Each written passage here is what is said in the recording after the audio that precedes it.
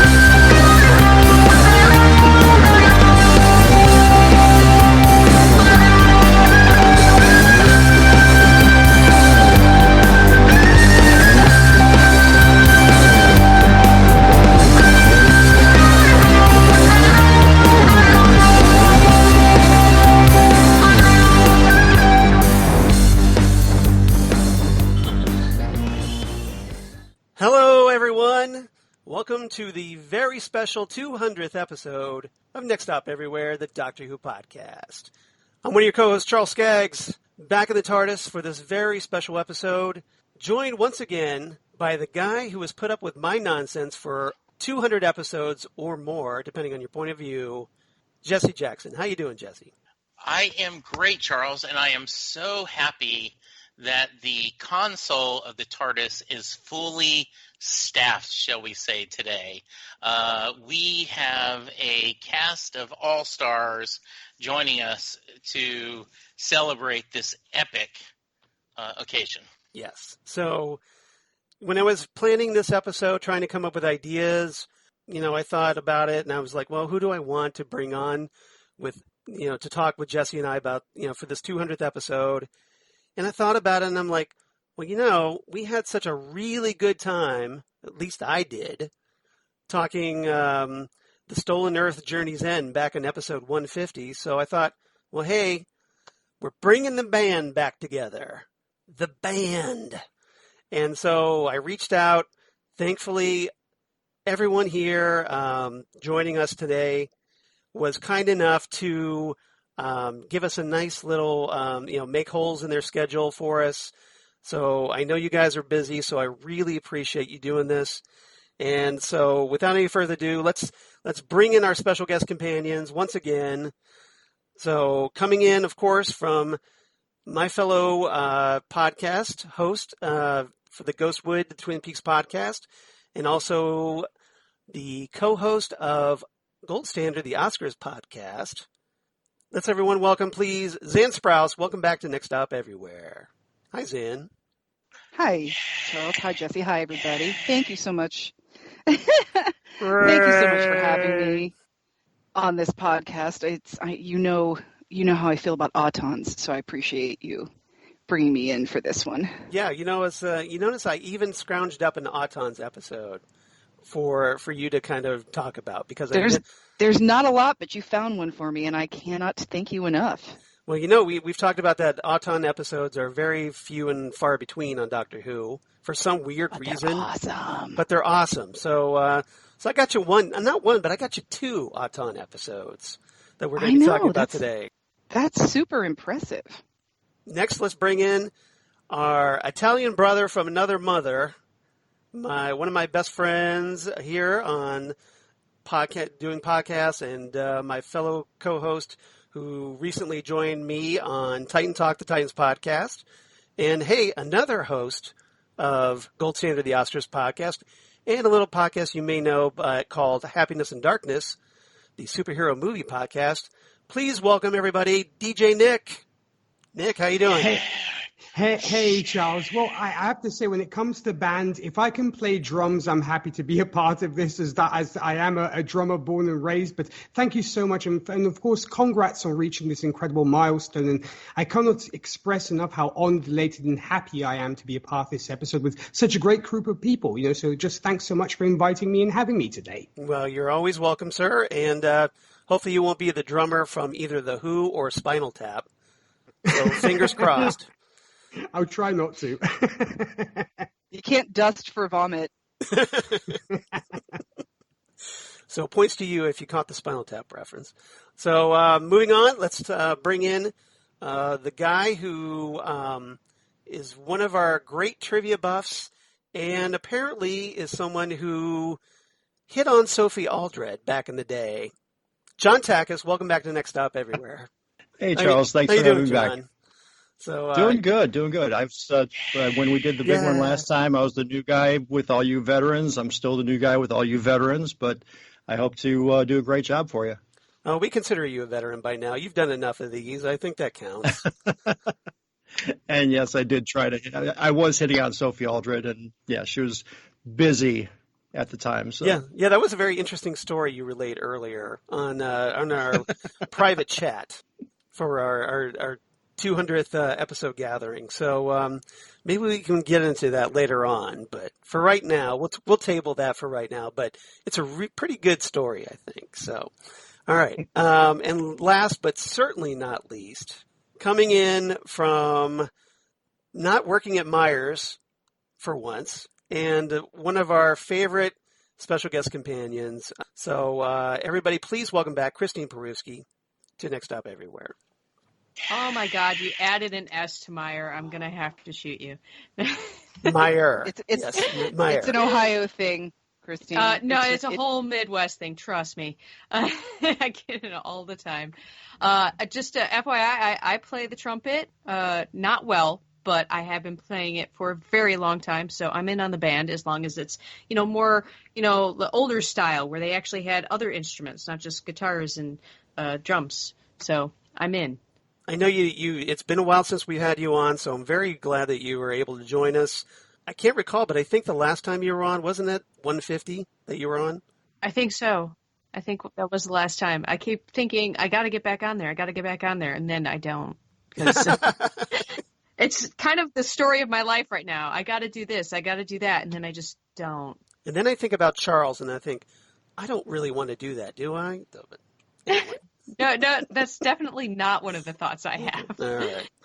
But everybody, thank you so much for joining us. I'm really glad that you guys are here. Jesse, you ready to talk about some new Who with our assembled sextet? Yeah, I am very excited, Charles, though I think of this as classic Who, but it's not really, right?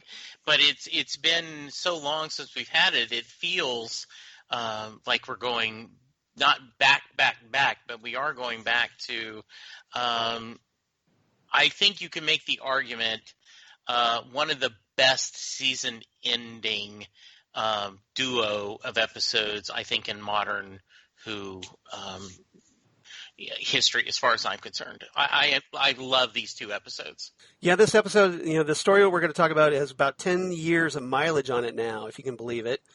So here at episode 200, we are talking the Pandorica Opens and the Big Bang, the two-part Series 5 finale from 2010, starring, of course, Matt Smith as the 11th Doctor, Karen Gillan as Amy Pond, and Arthur Darvill as Rory Williams. Written, of course, by Stephen Moffat, directed by Toby Haynes, who directed some notable episodes, including A Christmas Carol, probably my all-time favorite Doctor Who Christmas special, and also The Impossible Planet, Day of the Moon.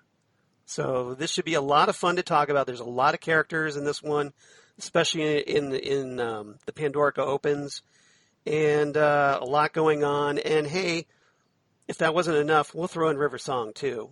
So, which I'm sure makes Christine very, very happy to talk about.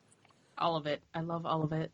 So, check. All of the above. Got it. All right. So, Jesse, before we get started, it's been 200 episodes. Any thoughts on surviving the last 6 years with me talking Doctor Who and my obsession? No, this has been a great journey. I have really enjoyed spending the time with you. It's interesting.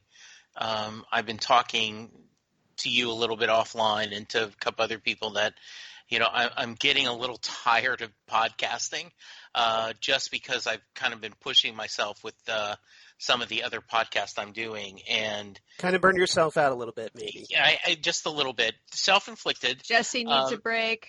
Yes. And but I cannot take a break from Next Stop Everywhere because getting to talk Doctor Who once a week with you and our guest companions is always a lot of fun. And it also gives you excuse to go and watch a classic or new, either a old classic or a new classic Doctor Who episode every week. So I love working with you. You're a great partner, and this has just been fun. So I am thrilled that we started this journey 6 years ago, and I hope we keep going for another 6. Well, as I've talked about several times on the show, you were the one who got me in the podcast. You were the one who you were looking for a co-host to talk Doctor Who with, and you thought of me because you knew that, well, hey, I've watched 1 or 2 Doctor Who episodes in my day. So you brought me in even though I had absolutely no idea what I was doing. And hey, 6 years later, I still have no idea what I'm doing. But join the club, Charles. We all are just kind of doing the best we can. But yes, there was since I just did a West Wing rewatch, right? You weren't on the short list. You were the only list. If I'm going to do a Doctor Who podcast, I knew you had to be my co-partner. Well, thank you very much. I'm glad I was your one and only choice. That's good to know. So if I said no, what were you going to do? Tell Rob, sorry, can't do a Doctor Who podcast. It's like, that's it. If Charles can't do it for me, I'm out. That's it. That's exactly it. All right. Well, good to know. So that's an interesting what if, interesting alternate reality we could have gone down, an alternate timeline, if you will, since, hey, it's Doctor Who, right? All right. Let's talk just a little bit before we get started about guest cast, because there's so many people guest starring in this 2-parter. I'm just going to run down their Doctor Who credits just for the sake of time, try to speed things up a little. But I did want to acknowledge, of course, Alex Kingston as River Song. Tony Curran does a great cameo, once again, as Vincent Van Gogh. Of course, after playing the role in the earlier Series 5 episode, Vincent and the Doctor, which we just talked about recently here on the podcast. Bill Patterson returns as Professor Edwin Bracewell after appearing in Victory of the Daleks. Ian McNeice, of course, returns as Winston Churchill after appearing at the end of The Beast Below and then also in Victory of the Daleks. And then he turns up later in The Wedding of River Song, and he also reprises Winston Churchill for Big Finish audios, including a 3rd Doctor story, Operation Hellfire, a 7th Doctor story, Subterfuge, and an 8th Doctor story, Their Finest Hour. So I recommend checking that out, especially Their Finest Hour. I've listened to that one. It's really good. Sophie Okonedo returns as Liz 10 after appearing in The Beast Below.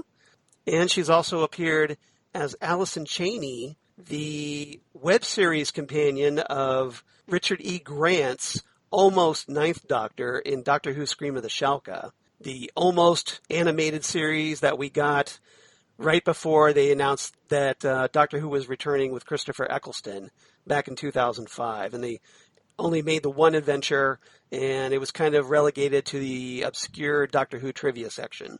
But I just thought I'd mention it. Christopher Ryan, who I'm a big fan of because, hey, he was Mike the Cool Person on The Young Ones, appears here as Commander Stark after appearing previously in classic Doctor Who as Lord Kiv in the Colin Baker story Mind Warp, and then later, in the David Tennant era story, The Centauran Stratagem and the Poison Sky as General Stahl, and then he turns up in an 8th Doctor Big Finish audio as General Stink in the Centauran Ordeal, and a character named Macy in another 8th Doctor audio, How to Make a Killing in Time Travel, which is a great title, right? Simon Fisher-Becker makes his debut here as Dorian Maldivar, and turns up, of course, later on in A Good Man Goes to War and The Wedding of River Song. And lastly, we have Caitlin Blackwood as the young version of Amelia Pond, reprising her role from the 11th Hour. And then later on, she returns in the Series 6 story, Let's Kill Hitler. And then recently, she reprised the role in audio form for one of the Doctor Who lockdown shorts, The Raggedy Doctor by Amelia Pond. So that's our guest cast. So anybody have any thoughts on the guest cast before we move on? Yeah, the girl who plays Amelia, isn't she also Karen Gillan's cousin? Yes, she is. And apparently they had never acted together until The Big Bang, interestingly enough. I thought to look that up when I realized that they really do look similar, and I was wondering if they were sisters. But I guess cousins is close enough. Yeah, and if you notice, if you've seen a recent picture of Caitlin Blackwood, you know that she's growing almost into a very similar facial structure to her cousin Karen. My God. Nothing else, we could always bring Amy Pond back as, and even though Karen Gillan's off doing like Guardians of the Galaxy movies or what have you. She actually also looks a lot like Sansa from Game of Thrones. She does a little bit. I don't think she's got it as tall, though, as the actress who plays Sansa. I can't remember her name. Sophie Turner, I believe. Correct. Who is also off doing Marvel movies. Exactly. Well, she was. Yeah, she did Dark Phoenix, and then the Days of Future Past. And yeah, that one. Okay. Trivia. Everybody probably knows that this story won the 2011 Hugo Award for Best Dramatic Presentation, short form. So a very well-recognized story.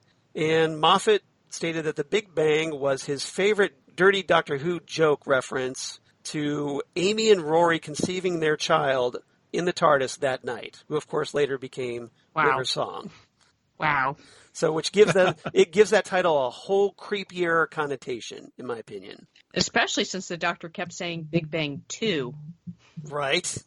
On a lighter note, The Big Bang revisits several scenes from earlier in Series 5. So we kind of get this, we get a little bit, the first scene opening in The Big Bang, kind of mirroring the 11th Hour a little bit, where you had Amelia sitting outside waiting for the Doctor. And then you also had, as the Doctor was going back through his time stream, he sees like events of the Lodger, but stuff that wasn't shown in that episode. And then we get a twist on the conversation he had during Flesh and Stone with Amy while she was, having to keep her eyes closed because of the Weeping Angels. And it was something that fans had theorized back when that story, Flesh and Stone aired. That I remember that. I actually put that down in my notes. That the Doctor she was speaking to was from a different point in time because of his jacket. He was wearing a jacket, and in that episode, he had lost his jacket to the Angels. And I had heard this on another podcast I was listening to at that time, and I remember they were arguing as to whether or not it was a continuity error or if that was a Doctor from a different time. And I was like, oh my God, I am not a big enough fan. So let's see what else. Oh, apparently River Song's costume in this story was intended to resemble kind of like a combined version of the costumes of Princess Leia and Han Solo in the Star Wars films, so that she kind of looked a little bit like a female Han Solo. Leave that up to everybody's judgment on that one. That works for me. Probably because she had that kind of sidearm at the hip like Han does and whatnot, and then probably I'm guessing the white jacket, the white coat that she wore was similar to Princess Leia's in Empire Strikes Back, so I'm guessing. And the writing on the cliffs, where at the beginning of the Pandorica Opens, where the Doctor sees "Hello, sweetie" carved into ancient rock. At the bottom there are the symbols Theta Sigma, which was originally a name, and John's probably familiar with this, a nickname of the Doctor when he was at the Time Lord Academy on Gallifrey that was revealed in the Armageddon Factor. So that's a nice little Easter egg to Classic Who fans on that one. Mm-hmm. And John, since you're here and since I kind of already brought you in a little bit on this one, any other trivia you'd like to share with everyone? Oh, well, you got some You got some good ones there. The one that I thought was really cool that when I found out when they were filming the scenes in the Underhenge, director Toby Haynes actually played excerpts from the soundtrack for Raiders of the Lost Ark. Right. When they're in the Well of the Souls, just to get the pacing and create more of an atmosphere. And I guess from what I read, it really helped Karen Gillan throughout the shooting of that. So I thought that was really cool. And then the Cybermen, if you look closely at their chest units, they show the C for the Cybus Industries Cybermen from the alternate universe. Well, a lot of fans thought early on that, okay, well, since they're saying that that the crack in time is affecting all the universes and multiple alternate universes as well, they had slipped through. But Moffat has gone on to say no. They're Mondasian and Telosians Cybermen. We didn't have enough in the budget to change the chess unit. So take it as you will. I like the thought. I like the theory that they slipped through the crack into our universe. So well, the fans kind of gave him that one, like trying to help him out, and he didn't take it. He's like, oh. He didn't take it at all. He was steadfast. Yeah, he's just trying to be honest, I guess. But you think he could kind of go like, yeah, that's what happened. It was totally planned that way, right? But nope, right, not the case. Any other, John? Well, this was actually broadcast just days before the real summer solstice, so it was pretty cool to have Stonehenge and then the actual summer solstice coinciding with each other in the with the episode. So if you're a druid who celebrates those solstices and equinoxes, then I'm sure you would definitely appreciated the thematic quality of that. All right, we have 4 topics today. Going to try to get through this as best as we can. I know we have a lot of people with a lot of thoughts on these great episodes. So we're going to do our best. Topic number 1, Hello Stonehenge. In this one, I thought we could talk about the 11th Doctor and Amy meeting River in 102 AD Stonehenge.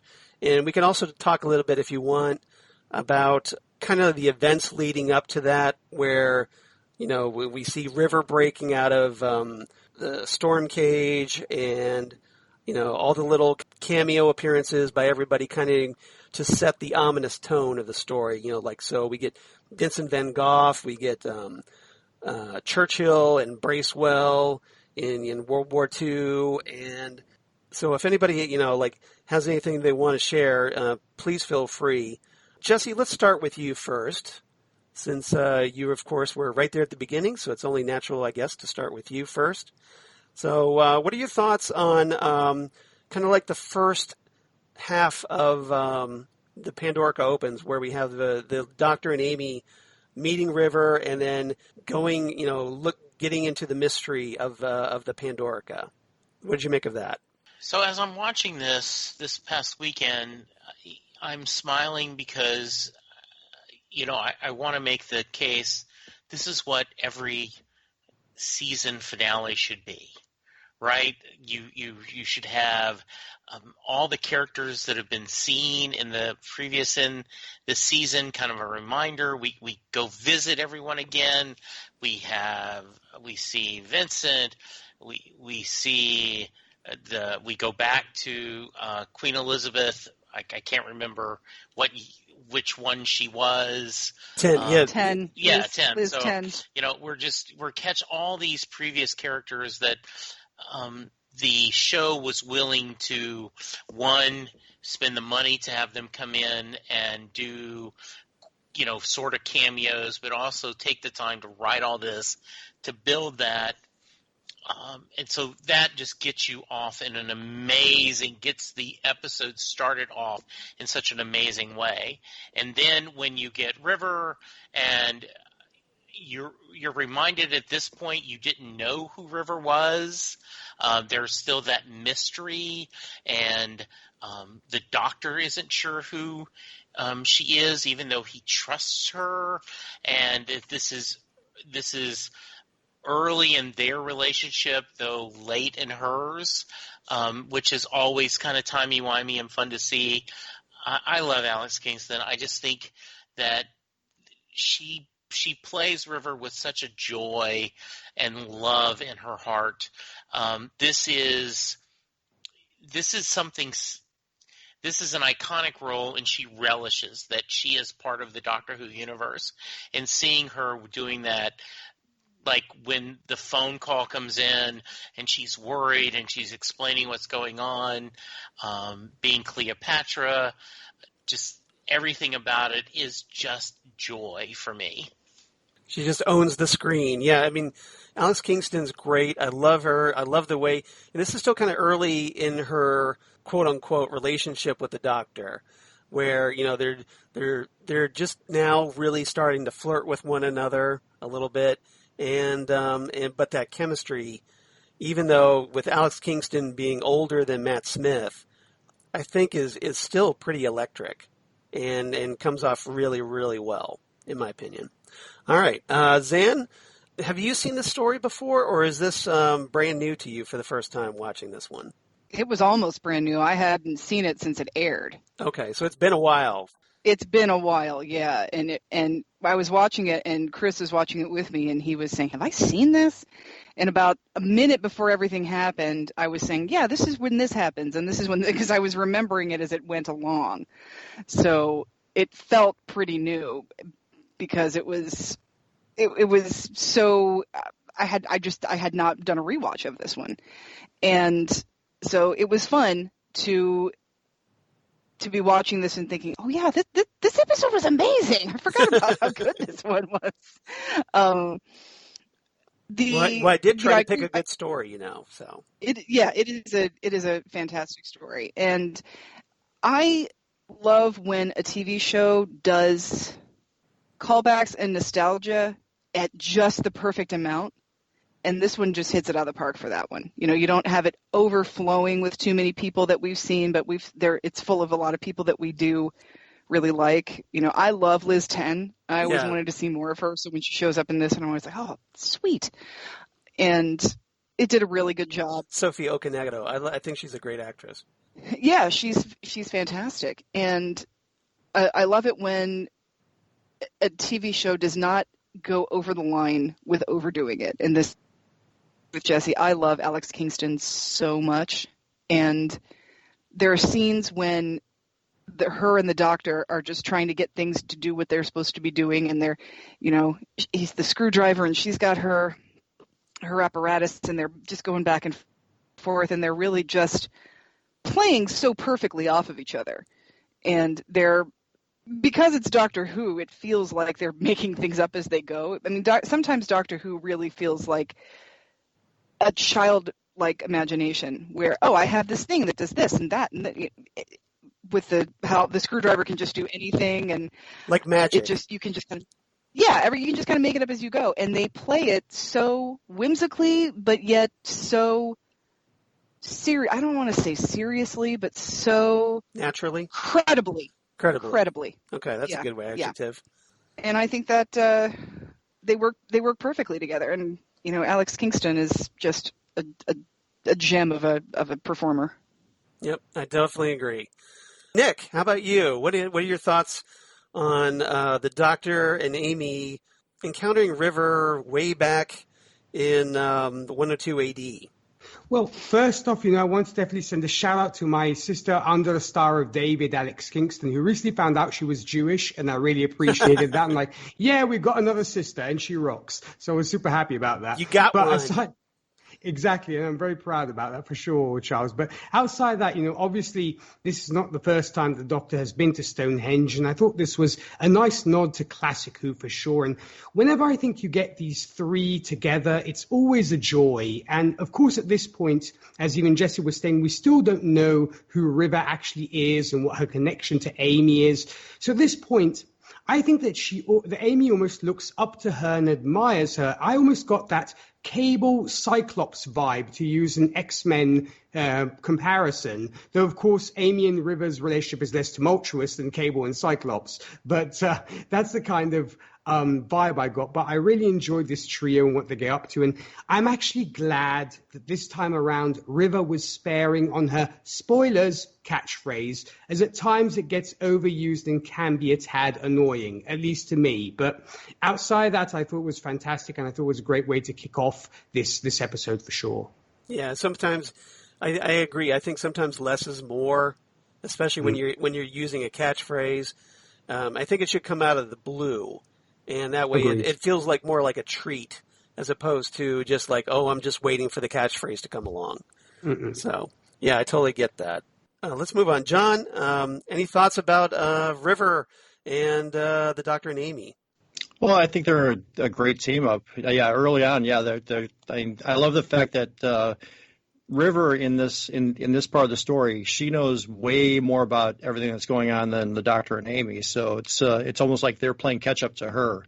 But what I really liked, not even including the two of them, the wind up before the opening titles and with all the guest stars and all that, that was probably like one of the coolest things that we've seen in New Who for a long time. So as soon as it got the ball rolling, it just did not stop. When you watch those cameos the first time you're watching the story, did it just, catch you completely off guard, like you didn't expect to see these characters again, or were you just glad that they were there for the finale, or something else?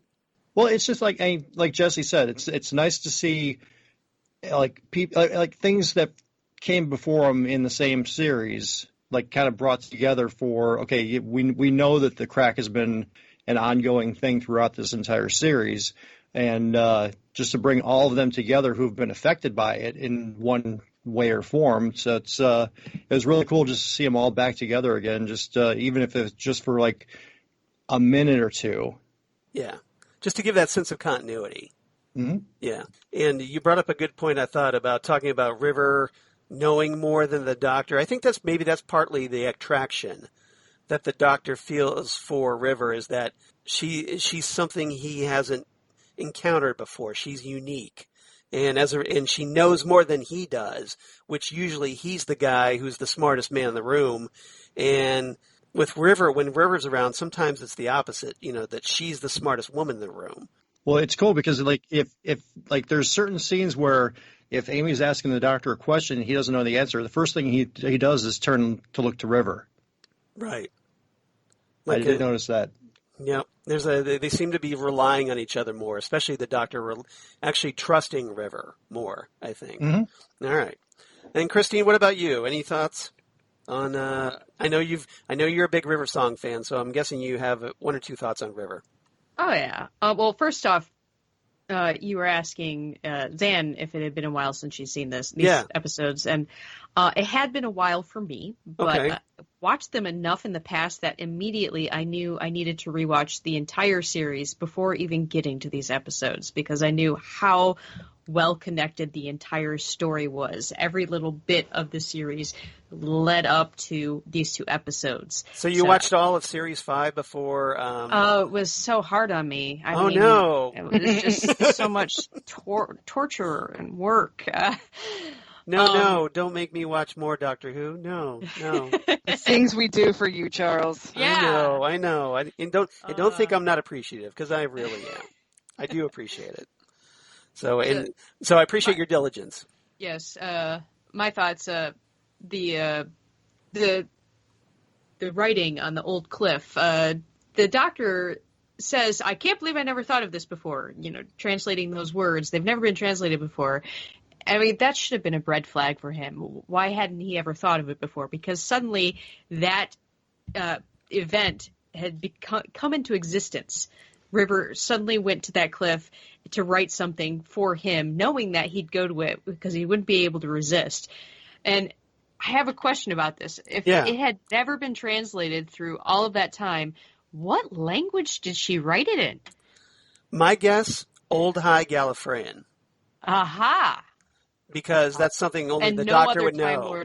No other Time Lord would have gone to read it, probably because none of them gave a crap. Well, this is after the Time War, so... That's true, and it didn't exist until recently. And the Doctor didn't know that the Master was... the Master would be lurking around somewhere, but as far as the Doctor's concerned, he's dead again. at this point. So, Yes. that would be my guess. Now, I've decided that River's hallucinogenic lipstick is very powerful because they met up in 102 AD, and I looked it up. Turns out Cleopatra died before AD. Right. She only lived in BC, so that's some powerful lipstick. Either that or Whoops. News travels slow. That's exactly what I was thinking. News travels slowly. They finally just heard about Cleopatra, and here she is. Yeah, it's not like they could go on Twitter back then. Speaking of getting our dates all weird, Amy mentioned that Stonehenge looks old even in 102 AD, and they explained that no one knows how old it is. And I'm like, you have a time machine. If you really wanted to, you could find out. There's a story idea right there, just waiting. Yeah. According to Wikipedia, apparently it is 5,000 years old. And yes, it would look old in 102 AD because at that point it would be at least 3,000 years old. Also, I imagine they wouldn't want to build a new Stonehenge when it's so much cheaper to just film there. Right, exactly. It's just right down the street. We can go there. Exactly. Bringing in all of the guest characters, well, not all of them, but a lot of the guest characters from the series up to that point, it was neat. I liked the how to pass a message through time to the Doctor, although for some reason I felt Liz 10 was a little forced. It made sense because at that point in the story, River didn't have any way of jumping through time yet. She first needed to get the message. So where would you find a secret yet famous painting available in the time period that she was stuck in? Most likely it would be in the Royal Collection. But it just, I don't know, that little encounter seemed extraneous to me. I think they were trying to show, I could be speaking on a turn here, but I think they were trying to show that, just show that the painting had changed hands over time. Yes. And just, that transition. So, and just to kind of use it as an excuse, I think, maybe to have River interact with Liz. Big fan. Yeah, I think so too. That the idea, right, is that you can't just pick up the phone and call the Doctor. There was a series of how to do this and warnings through the years and how it worked. So I think that's the reason why they did it. And also just an excuse to give. You can just pick up the phone and call the Doctor. Yeah, he's got a phone in his console, but does he always answer? Maybe not. Well, it doesn't always come through. Maybe it goes to the voicemail. Call might get rewired. Yeah, River is of course the voicemail. Exactly. All right. Any other thoughts, Christine? Not for this section. All right. So, okay. Let's move on then. Topic number 2: silence will fall. Silence will fall.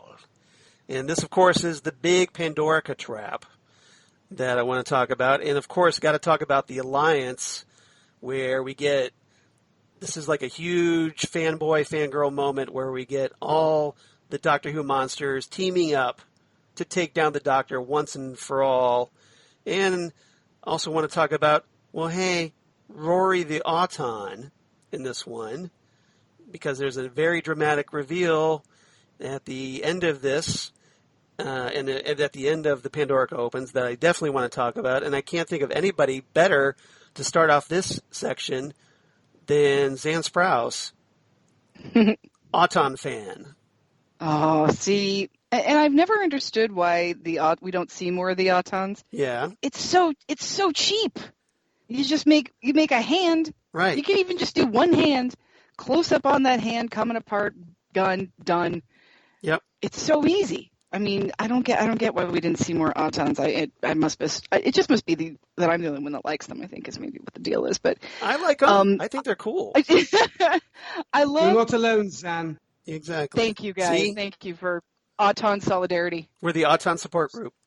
Well, I didn't care for them in the first episode, but it seems after that they've really improved on them, at least in the modern series. So I do like them as they continue. Probably thinking Rose. In Rose. Rose, Yeah, yes, yeah. in Rose. Yeah, okay. I love them in Rose because I was like, oh, it's the Autons. But that's one of the things I loved about the appearance of Rory as an Auton. Yeah. First of all, Rory's still alive, so how exciting is that? That was awesome to have Rory still be alive. And like you said, Charles, we're hearing that all of these ships are coming, Daleks, Sontaran, just swirling around up there. Jadoon, Cybermen, everything that we know. That and I think because the Doctor had that experience where the Daleks came and we got all of the the last episode we all talked about when we were all together. Yeah. The Doctor knows, like, wait, even if the Daleks show up, it's not that bad. We can probably deal with this. But there's everybody this time, and then you're watching this episode thinking, well, it's not everybody, but yes, it is everybody. Because, everybody that matters, pretty much, Well, yeah, you're thinking, oh, it's too bad there's no Autons, but yes, there are. Yep. So I loved that reveal because the Autons.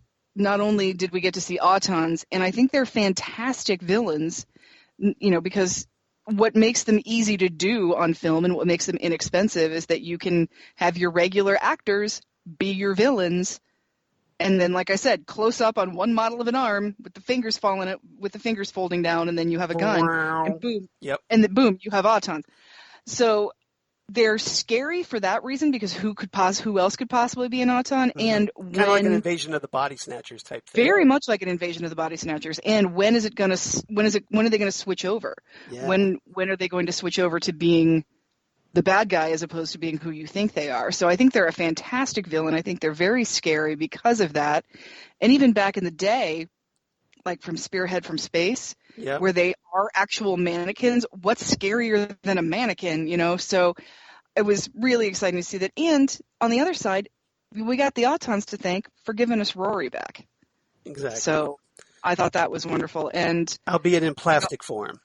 Albeit in plastic form, but it's still, Rory gets to be back, which is great. And, not to get too far ahead of myself, but how else is somebody going to watch over the Pandorica for 2,000 years if they're organic, mortal exactly tissue? as long as they stayed away from candles, presumably. They stayed away. You don't store in a cool, dry place, and you're going to be fine. Exactly. But yeah, I love that we get to see the Autons being scary, and we get to see the Autons saving our heroes. Yeah, so that's awesome. So you're pro Auton, pro Alliance on this one. I love the Alliance because at this point in Doctor Who, we've seen all of these villains before, and we sort of, like I said, we sort of know they can get defeated. We know that the Doctor's been able to outwit them or outfight them. And I loved the Doctor's speech to them, where he says, think about all the times I've bested you, and now the most intelligent question you can ask yourself next is, which of the other guys is going to go first? Yep. Yep. So I love that we have that setup, that we know that all of these people have been defeated by the Doctor, right, but not at the same time. So even though this show had, at the time, 2010, had been going on for like 40 years, almost 40 years, they're still finding a way that they can scare us. This is still a scary episode because, oh dear God, how is he going to get out of everybody? Yeah, I mean, with no TARDIS. It's one of those simple ideas that you're surprised nobody's done it before until this point. That, hey, you've got bad guy 1, bad guy 2, bad guy 3, and so on. And what would happen if they joined forces? And I think Stephen Moffat said it best. I don't think anybody had the budget for that. Right. And so that's probably why we got to see it now. Yeah, I mean, they only used we see it now because if we had costumes seen it, they had on hand, I think, right? Yeah, exactly. Imagine if we had seen it in, Colin Baker or something like that. We would be watching this and saying, "Oh, he can get out of this," but we have no idea how he's going to get out of this. That's the great thing about Doctor Who and its writers is that after all this time, right, because they can make up their own rules, because they have, time travel and space travel and all these gadgets, they can make up their own rules and they can still come up with new storylines for us no matter how long the show goes on. Yeah, that's what I mean. And this is such a great cliffhanger. You've got the Doctor imprisoned And meanwhile, you've got everything else, the universe being wiped out of existence, pretty much. And so you're like, yeah, like you said, you're left going like, okay, so how does he get out of this one? And Right, there is no one coming to help him. Exactly. Nothing. There's no easy prediction on this one, and that makes for a great cliffhanger, in my opinion. All right. So Nick, what about you? What did you think of this alliance of bad guys? What did you think of the Pandorica trap? And of course Rory being revealed as an Auton and ending up shooting poor Amy in the process.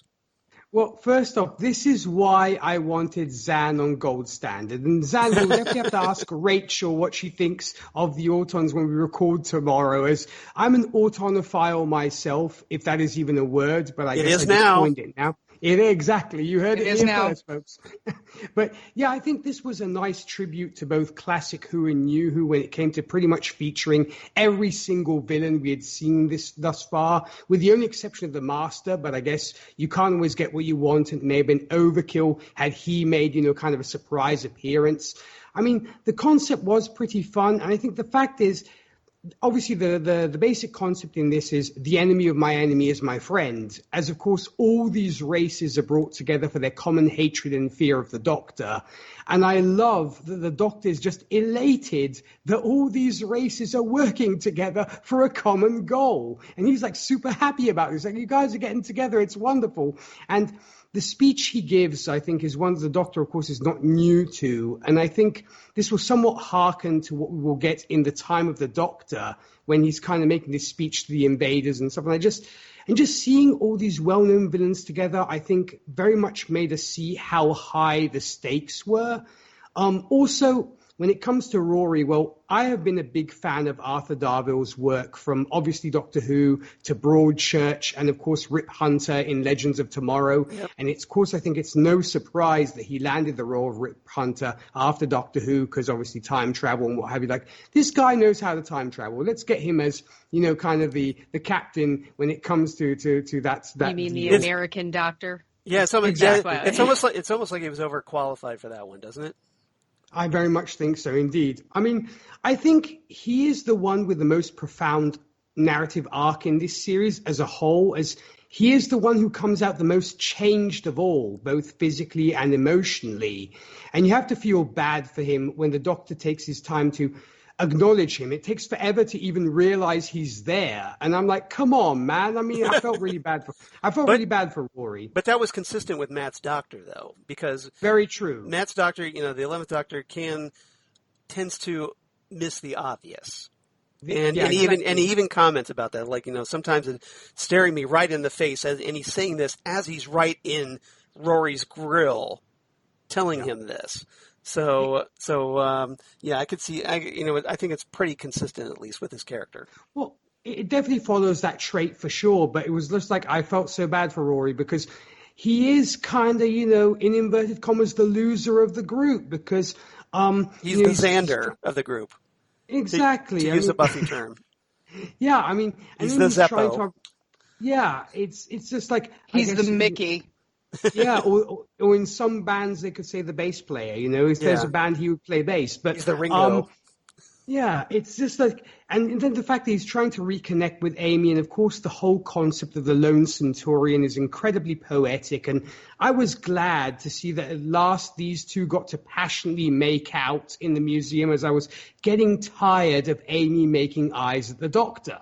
And Rory, constantly feeling inadequate, because that was the whole thing, is like Amy, was like kind of, I'm so hot for the Doctor, and Rory was kind of like, what am I, kind of sliced liver kind of thing. So I was so happy to see that, and I was glad to Rory finally get some, if you will, and he's definitely earned it. And so I was super happy that his character has kind of come full circle from almost being inadequate to becoming the hero. I think it's almost the typical, almost classic hero's journey, who starts from almost very humble origins to becoming a hero and becoming something bigger than what he is. Yeah, I think that, you bring up a great point, because that was certainly my frustration watching the early episodes of Series 5 for the first time, was that Amy was practically throwing herself at the Doctor, and we knew that, well, hey, she got into the TARDIS the night before her wedding, and we're wondering, like, why is she doing this? And why is the Doctor almost letting her do this? And poor Rory, poor long-suffering Rory, isn't aware until halfway through the season about what's going on, and Amy, is for a while there, she was prone, at least until the Vampires of Venice, where they kind of worked that out a little bit, and that's where things I think started to change back into Rory's favor. That and then of course things get, just when things are starting to get good again, that's when, well, hey, Rory gets erased from time, and then ultimately, as we find out in this story, somehow he slipped through one of those cracks of time and popped out on the other side as a plastic auton, sort of Roman soldier. So it just, you feel bad for him, and then but what's great about Rory is that you get to see his devotion. Like a lot of people are talking about here, that 2,000 years he spent devoted to her, just watching over her to make sure that she would be safe inside that Pandorica until the time was right for her to come out. So, and I always kind of felt that almost like Rory cared more about Amy than Amy cared about Rory. Yeah, that's the whole thing. I think it was very much that case of he was giving more than he was receiving, if you will. Yeah.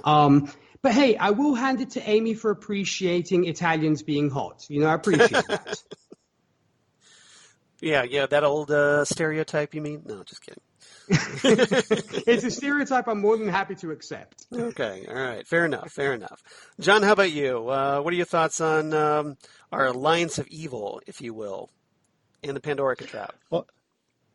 Well, I love the way that actually, first off, Xan, I'm also a lover of all things plastic. I actually have a vase on my kitchen table with a plastic daffodil in it.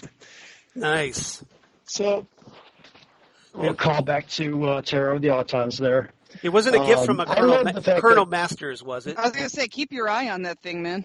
Yeah, as long as you don't get one of those. Don't get one of those ugly troll dolls, though. I want one, though. I want one for my collection.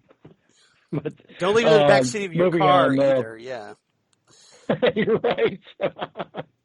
I love the fact that the Autons were basically sleeper agents, and they had no idea what was going on until they were activated. And when they were activated, it was just like, okay, that was a surprise for me the first time I saw it.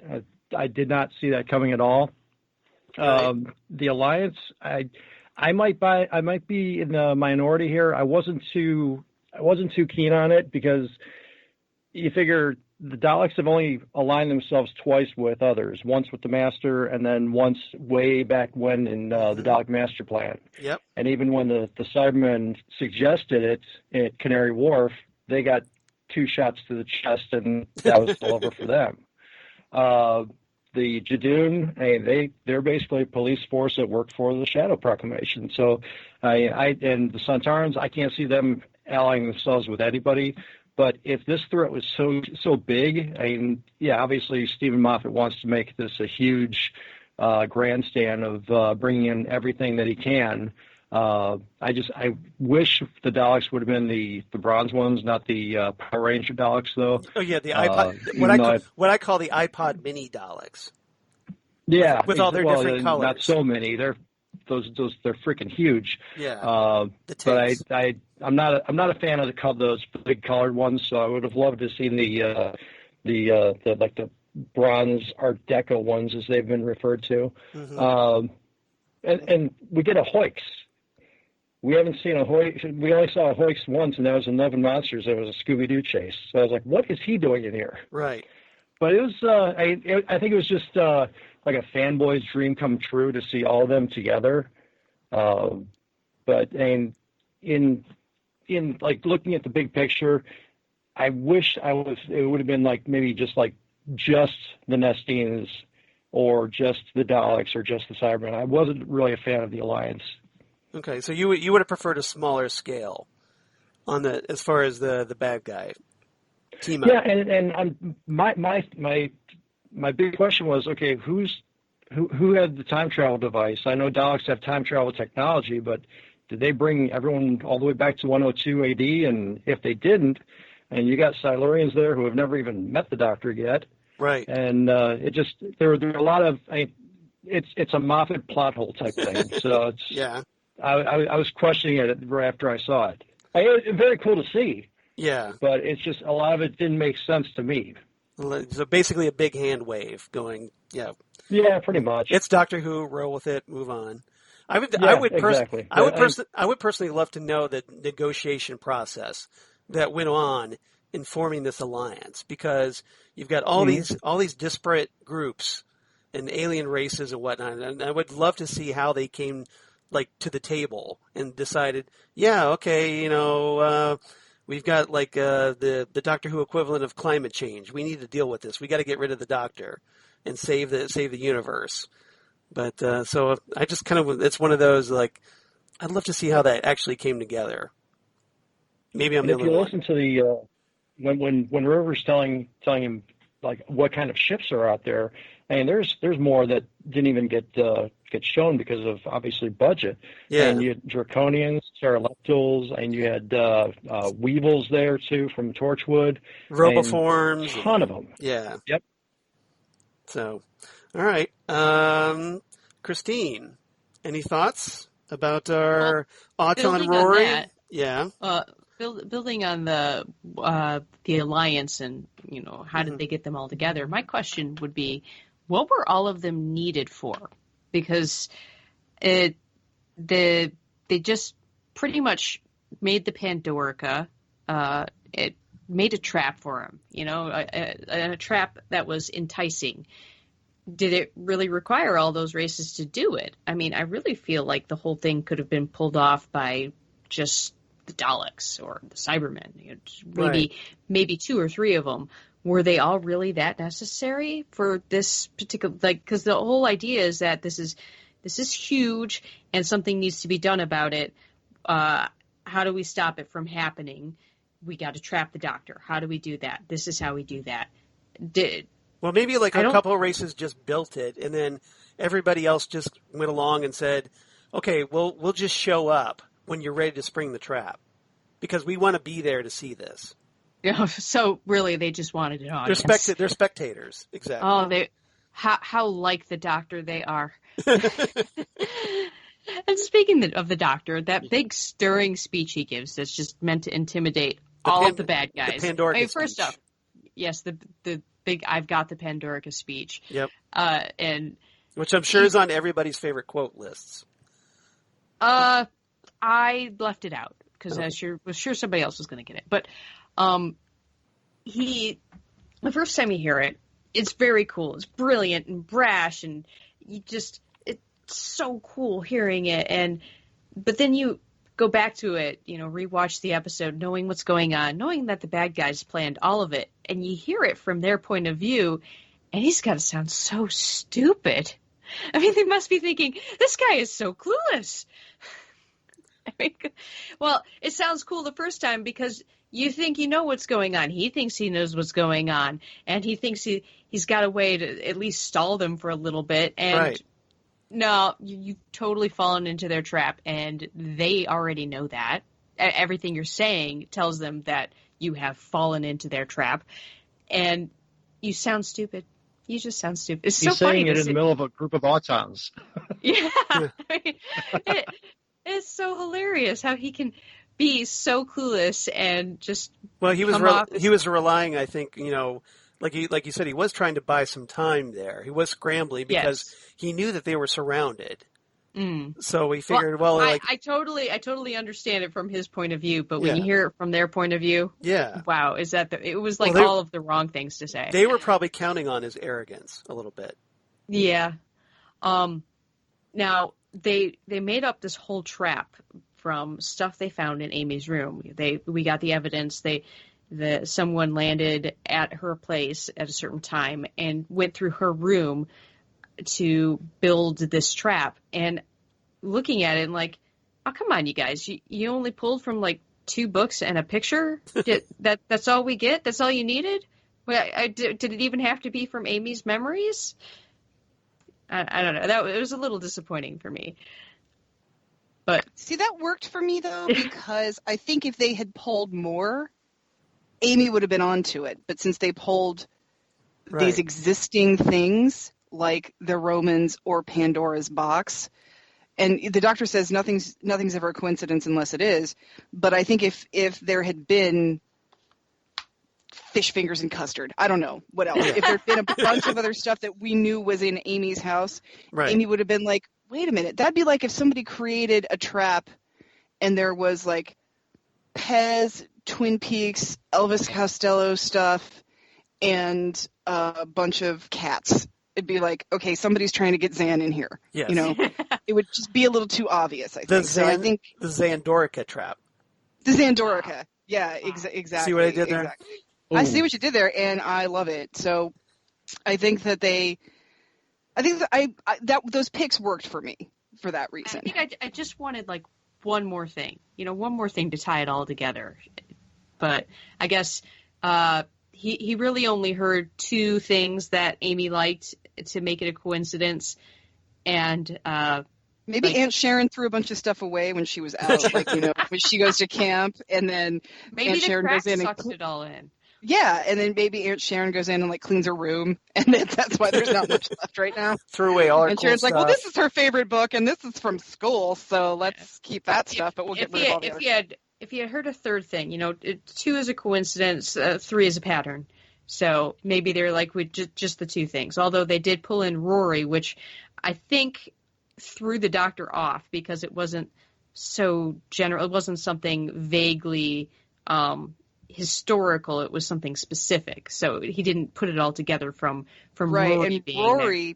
Pulls on your heartstrings. Yeah.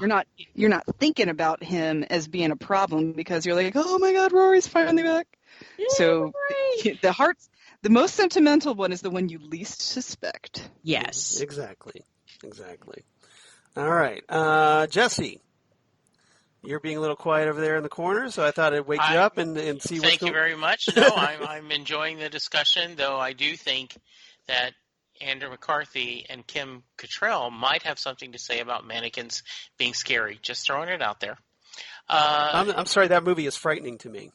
Oh, no, I love that movie. Thank you, so Jesse. Cheesy. Thank it is you. So cheesy. It is fun. It's one of my all-time favorite 80s movies. Thank you very much. Been a while. Been a very for understanding long while. the glory. I used to watch it a lot, Mannequin. though. Used to watch it a lot. Oh, Can't say I've seen the sequel, though. Yeah. If it shows up on cable, I am totally watching it. And thank you very much, Christine, because I've been trying to think of movies for the rest of my bad movie month, September. Mannequin 2 on the Move is now officially on the list. Yay! Especially now that you know they're autons. Welcome. Yeah. Yeah, I guess watch that from a different perspective. Yeah, I love the fact, and I get all the feedback like John talking about and everything. I love the idea, the Doctor's arrogance, that they're all ganged up to attack him because, and because they're wanting to, you get the perspective right that they want the world to end, and it's only him. He's the last stand at the Alamo, or he is the one soldier left standing. And then the reveal that no, you are the problem. You are the thing that is so horrible and so scary that has the enemy and my enemy as my friend. And I do remember, I think it was Stephen Moffat, right, who said, when you had action figures, that's the first thing you did is like, okay, the Cybermen and the Daleks have to team up together. And so in a lot of ways, this is fan service, but it's fun service. And I think they actually wanted us to, much like you're looking at the cover of Sgt. Pepper's or one of those old Marvel or DC where they do this giant panel and they had to give you the little at the end, like they're in the inside cover, they have a guide to who everyone is. Roll call. Yeah, so you could catch who all the cameos are. I think that's what they were trying to do, and I just liked everything about it. And as I'm going to talk about when we get to quotes, just turn in the whole script, right? Because the whole script is so beautiful for both episodes. But right, why must you be so human? Because I'm not. I mean, how can you not love Rory at this point? And I agree with everyone said about Amy. In a lot of ways, Amy is not good enough for Rory. He is so honest, and he is so caring, and he is so loving, and he is so loyal. But he also understands in a lot of ways that a relationship takes a lot of compromise. And, we jumping ahead just a little bit, where he goes, Rory Pond, and that's not how that works. Yeah, it does. And they both kind of go, yeah, that's it. You just love it. And I want to echo what you guys said, too, about the idea of, like, the myth of this lone centurion that spends over 2,000 years protecting his bride that is in that big cell, which is also helping her to heal, is just beautiful. Yep. All right. If there's nothing else, let's move on. Topic number 3. I wear a fez now. Fezzes are cool.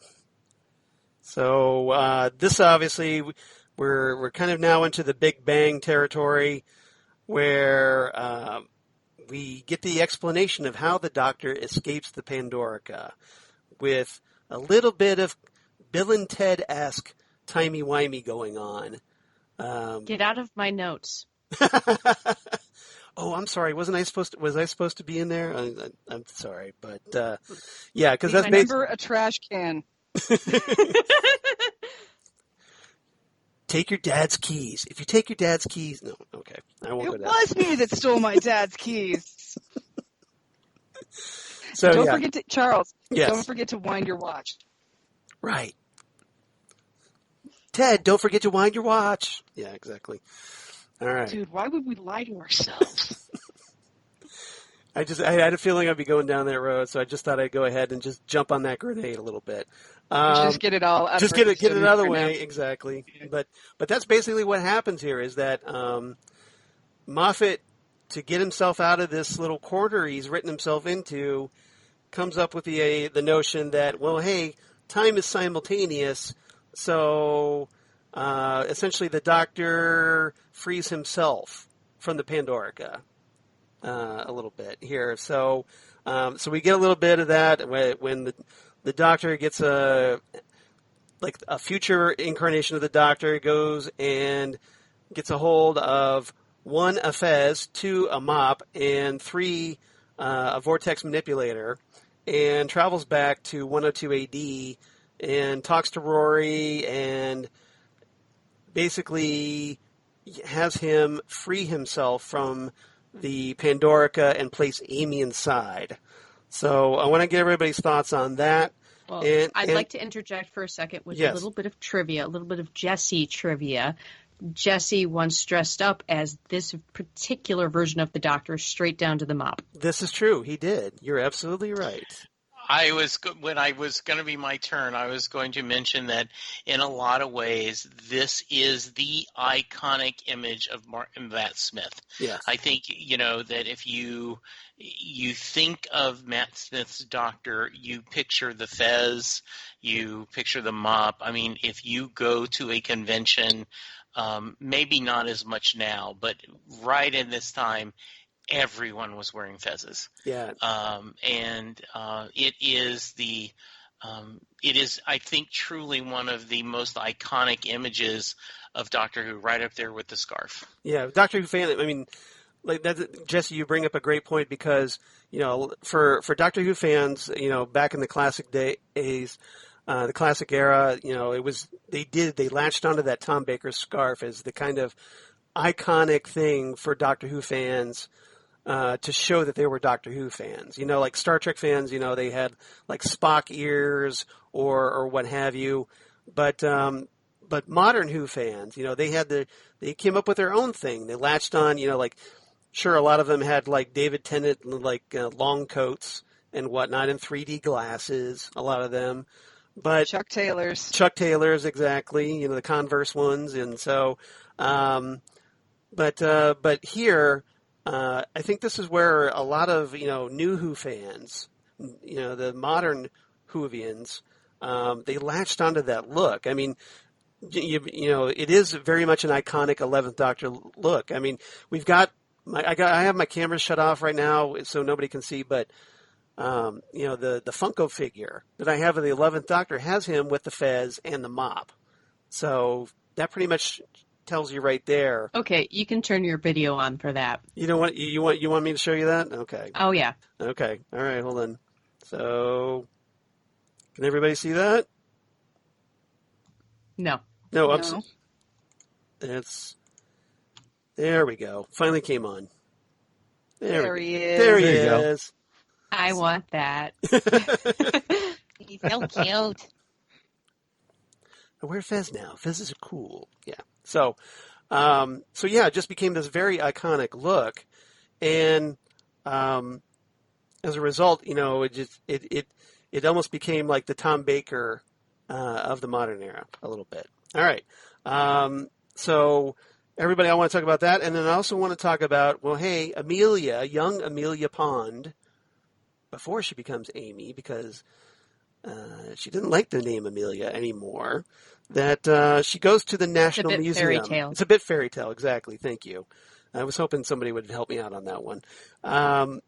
So she gets a little flyer through the mail, and that kind of gets us off on our adventure. So let's start with DJ Nick on this one. Nick, what did you make of the timey-wimey explanation of how the Doctor frees himself from the Pandorica, and also Amelia going to the National Museum and getting the Pandorica to open, only to find her future self inside? Because, this is where it gets complicated. It gets very complicated. And first off, Charles, that makes two of us. I also proudly own that Funko myself, because it's a beautiful, beautiful one indeed. And so it proudly stands on one of the multiple shelves where I have my creatures, as my mother likes to call them. But yes, so there's he's right there. But aside from that, the whole night at the museum deal, no pun intended when it comes to night at the museum movies, could come off to some, I think, as slightly convoluted, but I think it was a fun way of playing with time travel. Also, I should add, you couldn't not have a Dalek roaming around, which I thought was great, because I'm a huge, huge fan of the Daleks, and I thought that was kind of cool that we had this kind of reanimation of this Dalek, being an extra menace, if you will. Though I am wondering, what is the deal with security in the museum? Right. I mean, wouldn't people notice that during closing time, a miner has stayed on inside the museum, and wouldn't you have security guards around? What about the closed circuit TV? Have you not read the mixed up files of Mrs. Baisley Frankweiler? I have not. I have not either. It's apparently very easy, according to that book. Well, thank you for that, Zan, because it's like, I don't know. I mean, it's just like, you are in a museum where obviously you have prized artifacts and what have you, and you have a miner roaming around after hours. And I'm the security is working off of the assumption that any lost little girl would want to be found, and that they're just lost. Would they come and look for her is the question. My question is, where are the police? Because you think they would be called. called. You would think they would be called in for this. They've been sucked into the first of all, it's they don't Amy, exist. and so Aunt Sharon is like, oh, where'd that girl go? So, I mean, there's that in the first place. And let's not forget that security is Rory. Oh, that's a good point. So he is one of the museum. His prime directive is the Pandorica, not the patrons. And I also think the bigger issue is, why is not Aunt Sharon going? So, in my mind, I said, okay, Aunt Sharon said, Amelia got busy and she got tired and she went home. right? And she just left me. And that's at least, because if not, you're absolutely right. She should be at the office going, my niece is missing. Well, you can't I sit feel down. like everybody missed this quick little montage they did. She runs off. Sharon goes after her, shouting at her. And later on, you hear an announcement over the speakers. Amelia Pond, please come to the service or whatever, the service desk. Your aunt is looking for you. Your party is waiting for you. Yeah, it's like there were at least like 3 things where we saw that there was a search for her, and it's possible that they then continued the search outside the museum because nobody could find her in the museum. They she probably went home to see if she got home on her own somehow.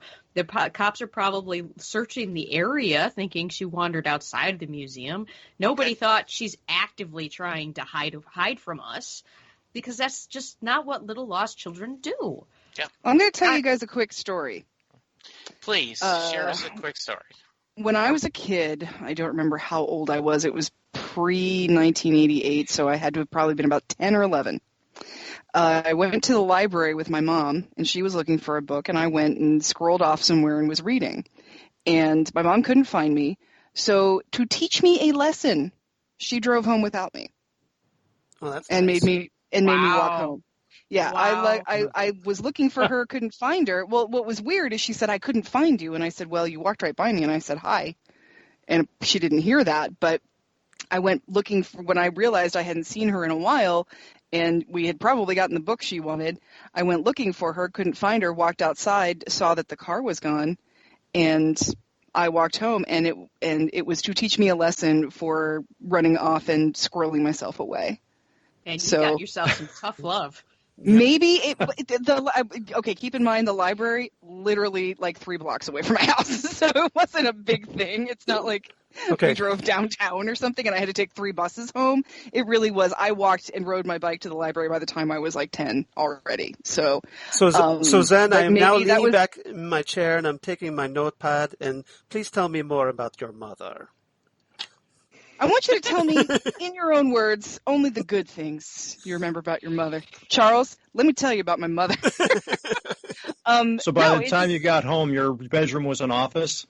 Well, by the time I got home, it was like July, and I was really hot. I'm like, what the heck, Mom? And she's like, I can't ever find you places. I don't lose your dad like I lose you when we go places. And I'm like, okay, whatever. I was downstairs with the Mad magazines where I always am at the library. I don't know why this was such a problem. But see, that was so for me, this episode was extremely believable for that very reason. And apparently brought up some childhood trauma. It was not that traumatic. It was, like I said, it was 3 blocks away. It was something I'd walked to the library a million times before. It just was hot, and I didn't feel like walking home if there was a car available. See, my thought on this whole situation was not that this was implausible, but that Amelia, like Amy, from a young child, was a very arrogant little girl, and I would never have been able to actively cause my mother so much distress, because I got the impression from that little montage that her aunt was freaking out. And I would never be able to do that to anybody who cared for me. Amy is a very arrogant little girl. Especially if you're worried about hey, somebody kidnapped her. Right. So that's my point, Charles, because the UK, and for somebody who has visited the UK multiple times to visit my grandmother and stuff, they would never leave me alone in any place because child nappers were around the corner. That's why I'm like, what the hell is wrong with you? I mean, her aunt I could equate her aunt to the carer in Jurassic World when it comes to 2 kids. That is how good she is at taking care of kids. Right. Well, so that was my thought, is that they couldn't find her in the museum, and so they moved on to, oh my God, somebody snatched her. So I didn't think there was anything that wasn't happening in the museum that should have been. I thought they just kind of blew past that because we have a story to get to, which, by the way, we have a podcast to get to. Absolutely, and I was going to move on, but I did have to say this, Xan, that I appreciate the fact that you did not, this experience was not traumatized for you, but then I'm the guy that I did not realize that my mother saying I could kill you if I could afford to bury you when I was a child was something horrible to say. Yikes. I just thought that was something parents Yikes. said. Wow. Okay. All right, Jesse, I'm bringing out the notepad once again. Yes. All right. Now tell me about your mother. moving I think on. Jesse needs the couch more than I do. Yeah, Charles. I think you're right. Jeez. Mother, if you're listening to this, I love you. So moving on to our Mother's Day special here on Next Stop Everywhere. Okay. All right, Nick. I didn't want to shortchange your segment, but any other thoughts about the Doctor, how he escaped, or what have you? Well, no, I mean, to basically conclude my thoughts on that, I mean, I did like the whole escape and everything else. As I said, many may have seen this as being a little bit convoluted and what have you, and all the whole doppelganger things going on and stuff. But I thought it was great. I mean, I really enjoyed this. But yeah, my only, shall we say, gripe is in the UK, which is where one of the big problems to this day, unfortunately, is still children being kidnapped. That was why I was kind of just blown away. Evidently, Amy Pond, or young Amelia Pond, is so evolved and independent that she can walk around on her own. That's all I'm going to say. Exactly. All right. Moving on. Let's talk to John. John, what are your thoughts on the Doctor, how he got out of the Pandorica trap, or Amy? Amelia, but let's not talk about how she stayed behind. I think we've discussed that one enough. I think we have, yeah. Yeah, I think we covered that one. With which I agree with Nick on that one. But I thought the escape was really cool. I mean, with just like the multiple jumps with the vortex manipulator. I mean, it just like okay, here's this. And it's like, whoa, you had a lot of stuff coming at you really fast, but they pulled it off. And then I mean, the one thing that I love to this day, you get that one scene where River is just a complete badass, and she turns into the only person who's ever made a Dalek say mercy. So that was like one of the coolest things ever. That was a good scene. Yeah. Yep. But and Amelia, like when she was stuck in the museum, you know how Amy is now. I mean, they did a nice job of portraying the same kind of attitude that she had when she was a little girl. So I think that's for being like character driven. I mean, that was really good in my opinion. Yeah, I mean, I love Caitlin Blackwood as Amelia, and especially when you get to see her, in the same scene as Karen Gillan. I think it's really special. And because of them being cousins, those two being cousins, that you really get a good feel that Amelia, Caitlin's Amelia is the actual younger version of Amy, I think. Mm-hmm. All right. Let's see. Who else? Who's next? Well, let's see. That would be Christine. So, Christine, Yes. So I know you had a little bit of thoughts already. Got any more? Yes. The Doctor talks trash about vortex manipulators all the time. He says it's cheap and dirty time travel, but man, does he love to play with it. You would never see him using the TARDIS like that. Right. Just bouncing around here, there, everywhere. Speaking of which, he does make a comment, though, that it's a smaller universe. So he says he can get away with it, he said. I see. That's his justification. Yeah, sure. Yeah. I bet it works like that normally. Right. And Bill and Ted, hello, Bootstrap Paradox. Right. The whole situation just would not be able to happen if it didn't already happen. We're in a loop.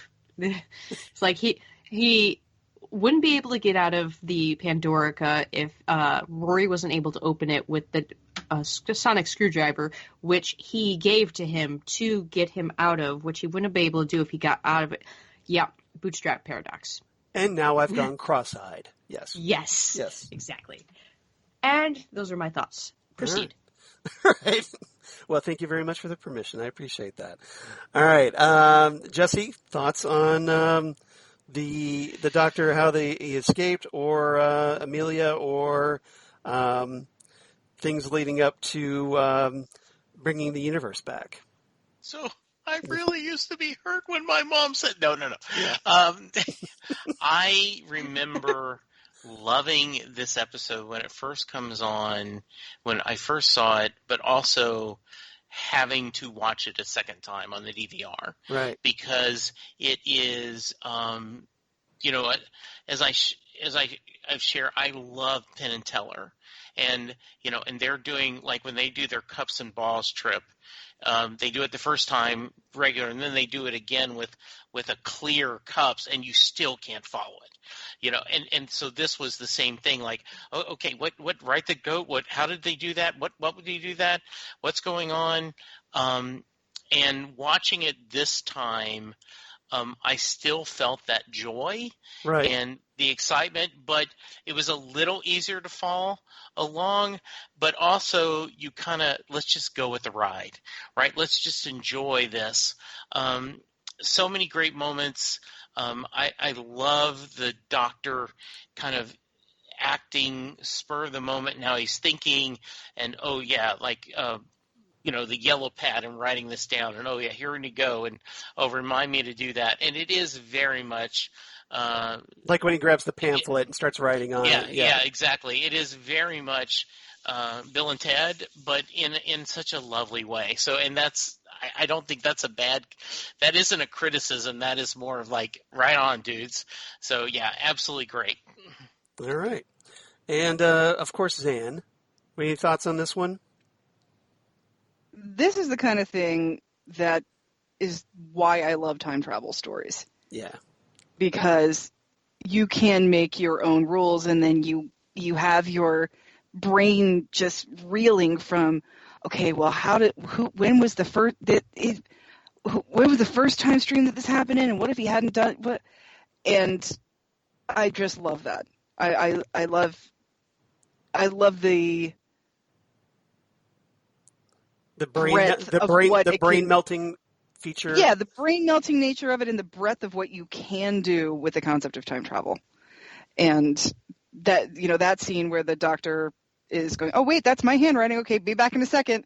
Just, reminded me so much of some of my favorite Doctor Who moments, like when the 10th Doctor first meets Martha, and she wants proof, and so he's like, hang on a second, and he goes back in time, and he takes his tie off and shows it to her, and then comes back, and we'd seen that at the beginning of the episode. That's a great example, by the way. Yeah, and just little things like that, or like you said, Bill and Ted. It was me that hid my dad's keys, stole my dad's keys, or even future kind of stuff where those little details where the Twin Pines Mall is now the Lone Pines Mall, and that's just what makes that's what makes time travel stories so fantastic. Right. It's just this crazy kind of frenetic back and forth, boom, boom, boom. Here's all this stuff that happened, and now my head is reeling. Yeah, I think Stephen Moffat is one of the few writers who really embraces the time travel aspect, the potential of what a time travel story could provide. And sure, he kind of cheats here a little bit. And like I said, Christine said, essentially it's a bootstrap paradox. The Doctor frees himself by, going back in time. And so it's almost recursive a little bit. But Moffat, you can see him just giggling away almost as he's writing some of these scenes. And I noticed that, I think I read this, that he, gave Matt the fez and the mop to kind of make that, at least a little simpler to understand, where you figure, the Doctor with the fez and the mop, that's this Doctor. Whereas the other one, without that, that's the one that came from the Pandorica. So it made it a little easier to follow if you're paying attention. Genius, though. That is genius doing that. That is very well. I had not thought about that. Yeah. Really, really slick. Yeah. So I appreciated that. All right. Let's see. So topic number 4, something old, something new, something borrowed, something blue.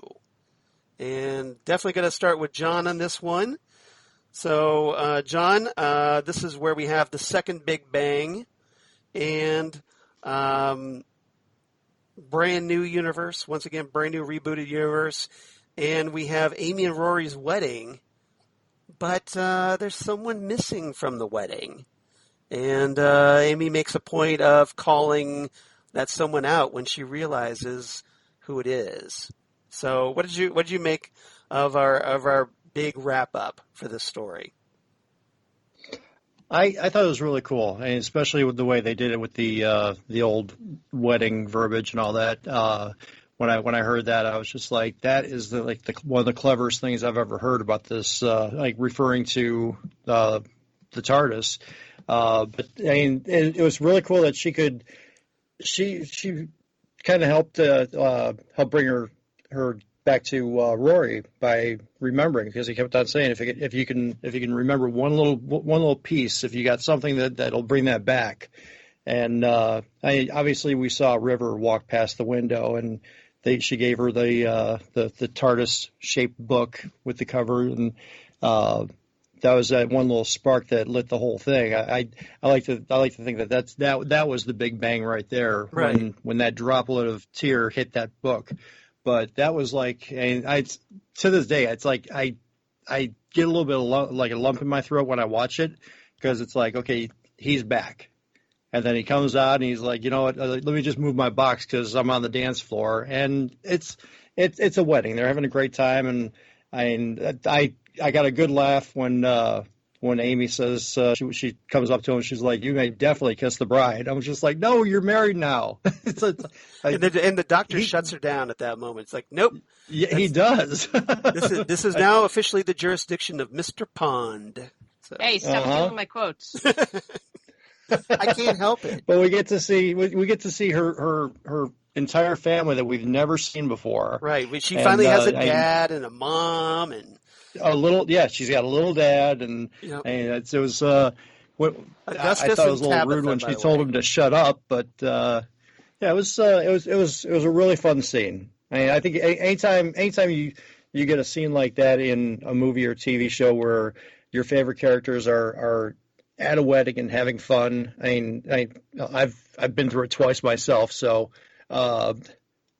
it's a good time, and they proved that in this. So yeah, I mean, after this big odyssey, it almost feels like this big fairy tale ending to this story, I think. All right, mm-hmm. Christine, any thoughts on how the story wrapped up? Penn and Teller, cups and ball. Okay, that's queued up for later. Next on our programming. No. I like that when she, screams, "You were late for my wedding." Yep. Don't steal my quote. No. Ha ha ha. There's no hesitation between her saying that and the shaking in the room and the sound, because they were already looking at her like she was crazy when she started that. And I did not want a good minute of people acting like she was nuts, because I just did not have time for that. So to be fair, she does have a history.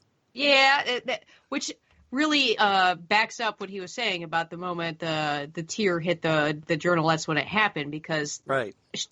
She brought up the Raggedy Doctor, and they were like, oh, this again. Like, why would they remember that? Why would that story even exist if he hadn't already been brought back? So I really feel like it was just good timing that she finished her speech and he finally got there, because he was already on his way. He probably had to take a second to get changed, though. Yeah, because, he had to look good for the dancing. Oh, that old thing? Nah. Yeah. To be fair, I'm very jealous of that look. I love the top hat with the tails. I think it's a great look. It's a classic look. Exactly. You don't really see that look. It's a little dated, but it works on him. It does. Because, yes. A side note, unrelated to the wedding, really. It's right at the end of the episode. The Doctor gets a call. An Egyptian goddess loose on the Orient Express in space. I find this interesting because this is not what happens next. This is definitely because we go into A Christmas Carol after this. Yeah, we do. And because that's the honeymoon. And the mummy on the Orient Express does not actually happen for another 3 seasons with Peter Capaldi. Yeah, what happened there? What happened there is a little bit of a continuity gap. Yeah. Yeah. Or maybe, the trip got canceled. Who knows? Well, I was looking that up, and apparently because I didn't go and watch that episode, but I guess in that episode he mentions that the train conductor, Gus, had tried to reel him into this before.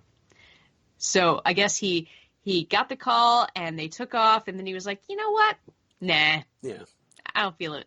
Yeah, it's like a prank call, like like icy wiener. No.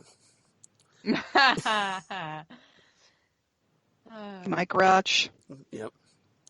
Oh, please don't go into a list. Come on, Please Zan. don't. You got to have a bunch of Mo prank calls. Ivana Tinkle. Come on, you guys. Ivana Tinkle. Is there Amanda Hug and Kiss? There I'm you looking go. for Amanda Hug and Kiss. Guys, focus. You don't know Zan and I very well then, because I do, and that's why I'm yelling at you. Oh, okay. She has our number, Charles. This is Yes, true. that's right. We do. So, we also have a reputation. Interesting stuff in the little rewind that happens before the right after the Big Bang. Right. We get to see the first one that we see is them going to Space Florida, which is just another instance of him sticking space in front of it. Is that near Space, Georgia? God, I hope not. I hope it's really probably just also quarantined right now. That's right. I hope it's just Space Florida beaches, right. Not like and Space Disney World. But these are the episodes we don't actually get because they're not really interesting because nothing went wrong. Right. They actually had a good time at Space Florida, so I really want to go. In case the doctor's listening, I'll go to Space Florida. Apparently that was safe because we didn't see any monsters come out of it, is what you're arguing. Yeah, because there is potential for problems with the automatic sand. This is true. All right. Fully automated. Any other thoughts? Back to Penn and Teller. Okay. All right. Back to Penn and Teller. Okay. So Jesse, what are your thoughts on how this story wrapped up?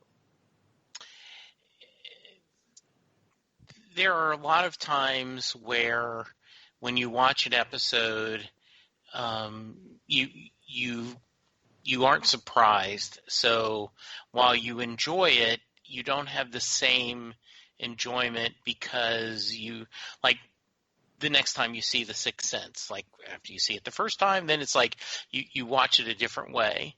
I love this episode when he's speaking to Amy sleeping, and he knows he's being faded away, he's dying, and the first time you watch it, you don't understand what he's saying when I stole that box, borrowed it, really didn't always plan to bring it back, old and new. And I will admit I did not do a connection. I just was like, oh, that's a really beautiful way to see it. And then at the wedding, right, and the first time I watched this, I'm like, and we've talked about Linda is not a Doctor Who fan. She'll watch the occasional. And I was like, you got to come see this. You got to come see this. When Amy says, Raggedy Man, I remember you, and you were late for my wedding. I have tears right now just thinking of that scene. It is so powerful. It is so beautiful. It is amazing. And then you hear the sound, and Roy going, how did we forget the Doctor? What's going on? And everything. And then Matt Smith is just wonderful. When he sits there, you could tell, I never expected that. Oh, yet I'm in Tails. So of course I expected this to happen. Exactly. Is a beautiful kind of thing. And like I said, I wish every season finale could be this amazing. Yep, well said. I think that was the perfect way to do it. I love Karen Gillan doing that. You are late for my wedding moment. I thought that was really powerful that she did. Oh, it's beautiful. I mean, just so powerful, and she really sells the it. Anger, yeah, she does. Yeah. All right, Zan, how about you? Any thoughts on our big conclusion to the story? I did love the end of this, and I loved the flooding back of memories that come to her very slowly. She's sad because she knows she misses someone, and then is starting to figure it out. And then as soon as she figures it out, Rory's there with her, like, how did we forget the doctor?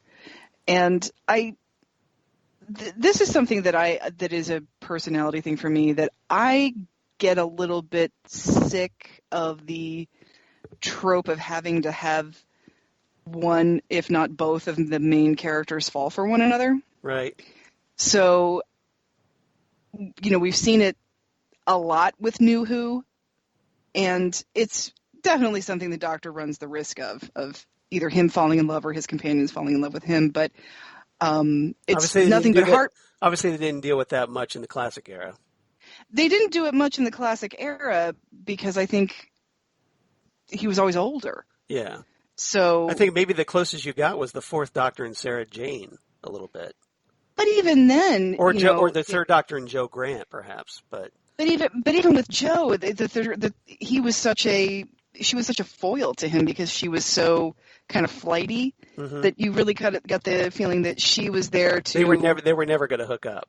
They're not going to hook up, no. And she, of course, also in her last episode runs off and gets married. Right. So, I was just getting a little tired of watching the Doctor's heartbreak and then watching Martha's heartbreak and just getting a little sick of everybody falling in love with the Rose Doctor. crying, Mickey being upset. Yeah, absolutely. Don't even start with me about, Bad Wolf. I'm right there with you. Bad Wolf Beach. Okay, yeah. Don't even start with me about that. Yeah. That is so Bad Wolf heartbreaking. Bay. Yeah. But I love that he just shuts her down immediately with that. Oh, you may definitely kiss the bride, and he's like, nope. Husband. I'm here for the dancing. And I loved that because I felt like that trope was getting a little bit tired. I mean, I think it gets tired with everything. I think it's a very facile way to try and write your female characters. Right. That what they're there to do is fall in love with your male characters, and I think that's really selling your female characters short. And by this time, when I had seen this episode, I had gotten sick of it with Doctor Who. So I loved that. I loved it. And I just, when she was sort of thinking of it and looking at her journal, I was like, oh, there's our something blue. I love how they brought that into it. Side note, what we do with our female characters is they're there to fall in love with our male characters. So now that the Doctor's a woman, are we going to see the reverse? Well, good question. I hope not, because I still don't like the trope. Yeah, I don't either. I mean, on the one hand, I hope not because I don't like the trope, but on the other hand, I'm like, turnabout's fair play.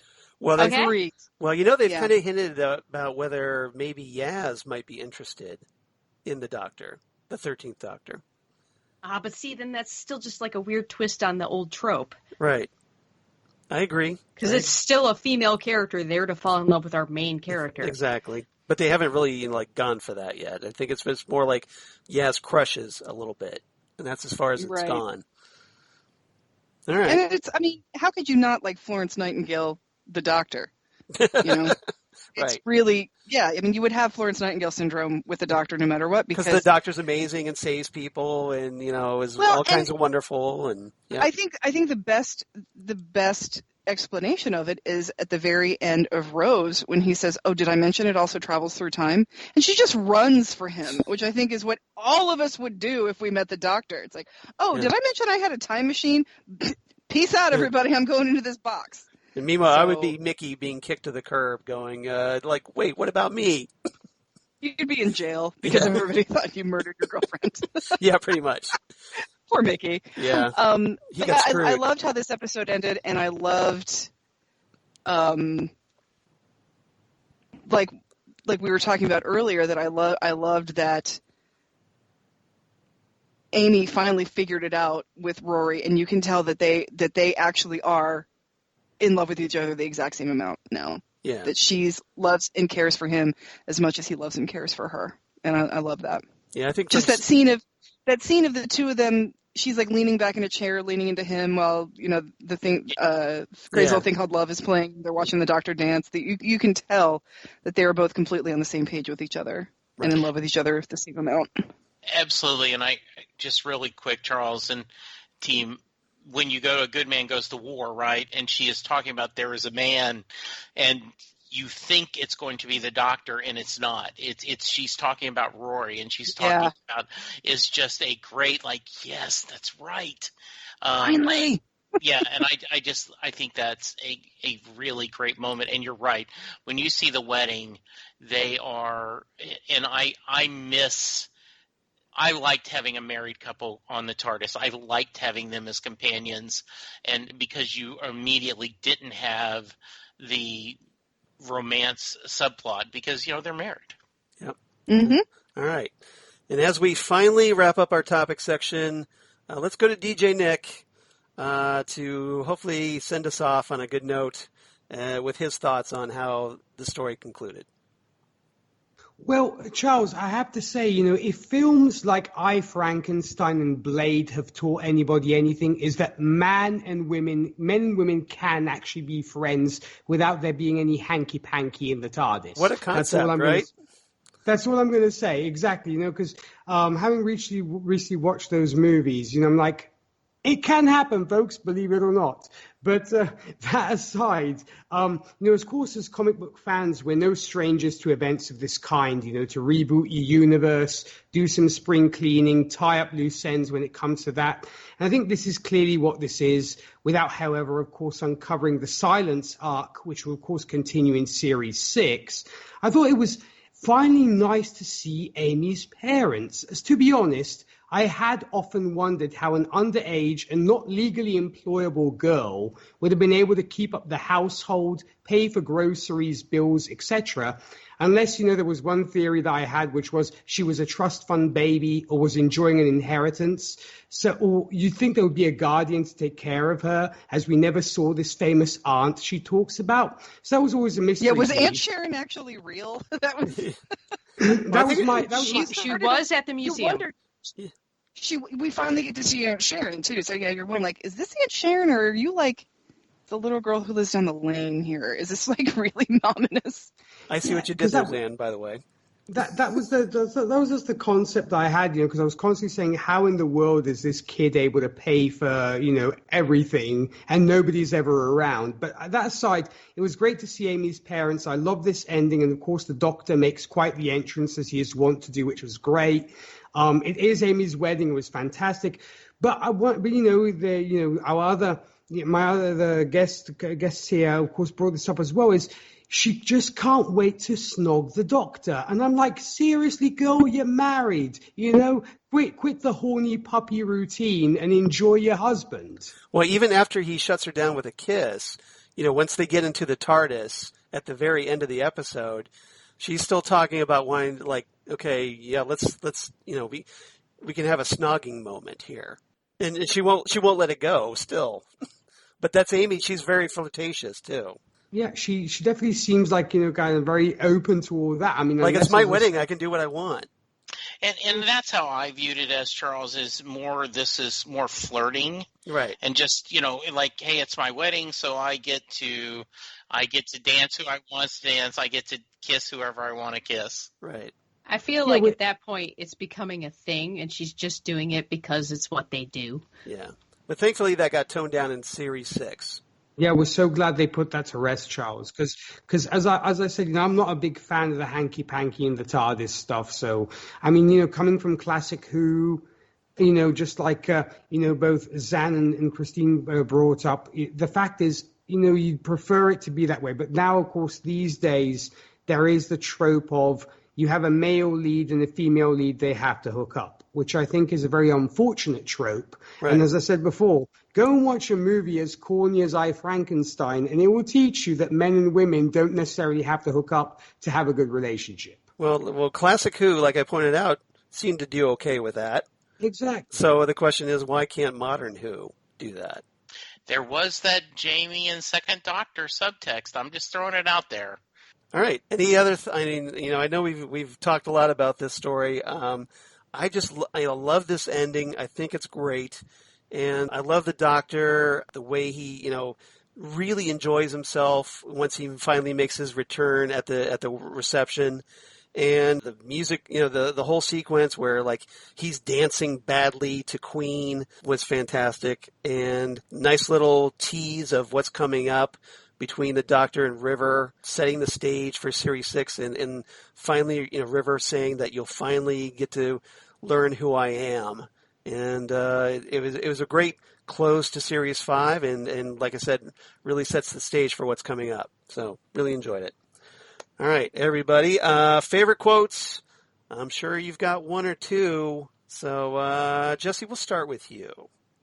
Like I said, the whole thing, and if I was going to do anything, it would be, Raggedy Man, you were late for my wedding. So I'm going to pass because for time.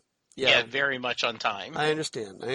All right, so very considerate of you. Xan, got any quotes you want to share? That's not how it works. Yes, it is. Yeah, it is. I just think Rory killed that line. I thought that was fantastic. Yep. Also, I want to go to Space Florida. Just the term Space Florida made me laugh out loud. I wonder if there's a Space Ohio. Just curious. All right, John. I'm sorry, I'm skipping ahead. Nick, how about you? Any quotes? Okay, well, to keep this very brief, I'm going to throw out two. The Doctor to River is, you graffitied the oldest cliff face in the universe. And River's like, you wouldn't answer your phone.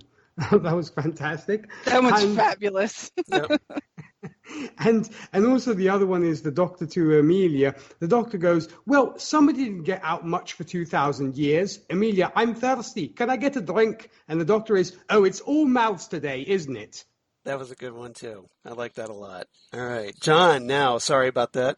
No, you're fine. Do you have any quotes? Well, you guys got mine, but I just wanted to mention when you watch it for the very first time, the Pandorica speech when he gets up on the rock, it's incredible. Right. Go to YouTube and look up the different doctors doing that speech. Colin Baker does a really great job of that.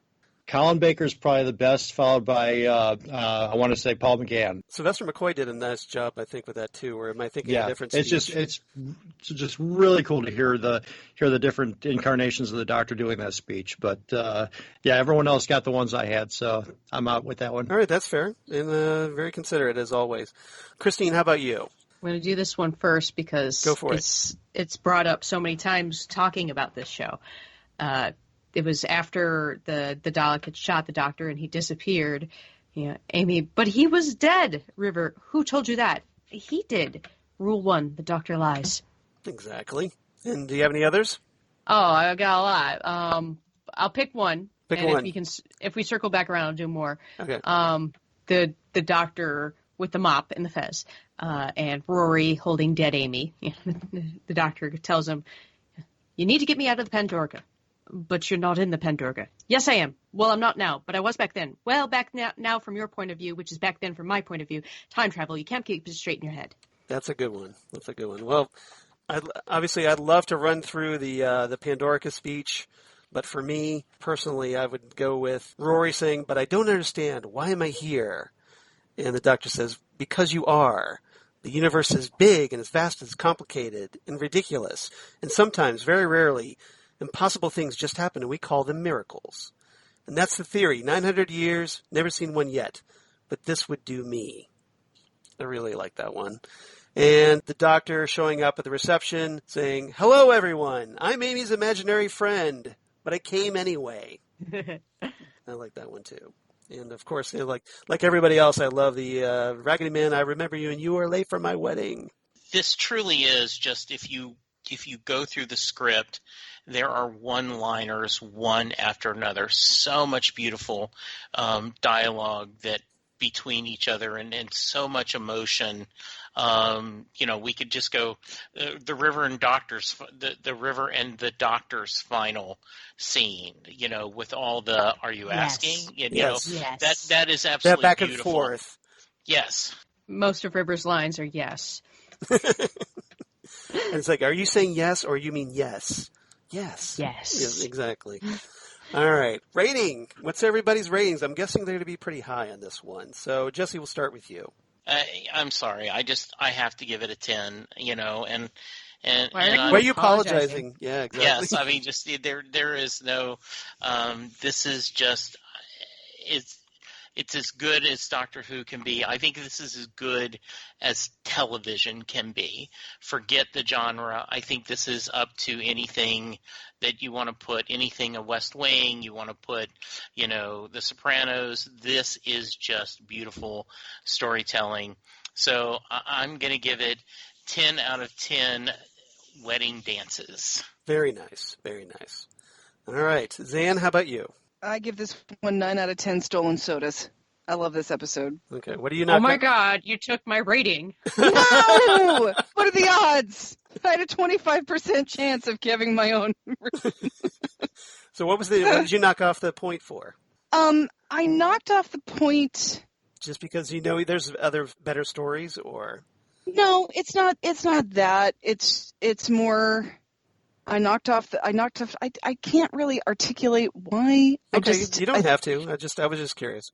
I think I just knocked it off because there are some not perfect moments in there from a storytelling perspective, and I don't know. I just it's so close to perfect, but it's not quite there, which almost makes it even more perfect. That's okay, Xan. We love you. Zan's rating doesn't count. She can't back it up. Oh. It's a gut rating. No, it's a gut rating. Your rating counts. Charles, I've only ever given a 10 out of 10 to one thing, and you know what that is. I know. I'll just leave it there. And right. Vincent? Yeah. What did you say? Vincent? No, episode 8 of Twin Peaks: The Return, Yes. which is, in my opinion, Yes. the greatest hour of television that has ever been. Completely and different that's the only podcast. time Yes. I've given a 10 out of 10. So that is just my way. I'm hard to please. That's all right. That's good. You have standards. That's all right. So, Nick, how about you? What's your rating? I'm going to give this 8 out of 10 Hello Sweeties. Ooh, low score from Nick on this one. I know, somebody get on him. Right. Yeah.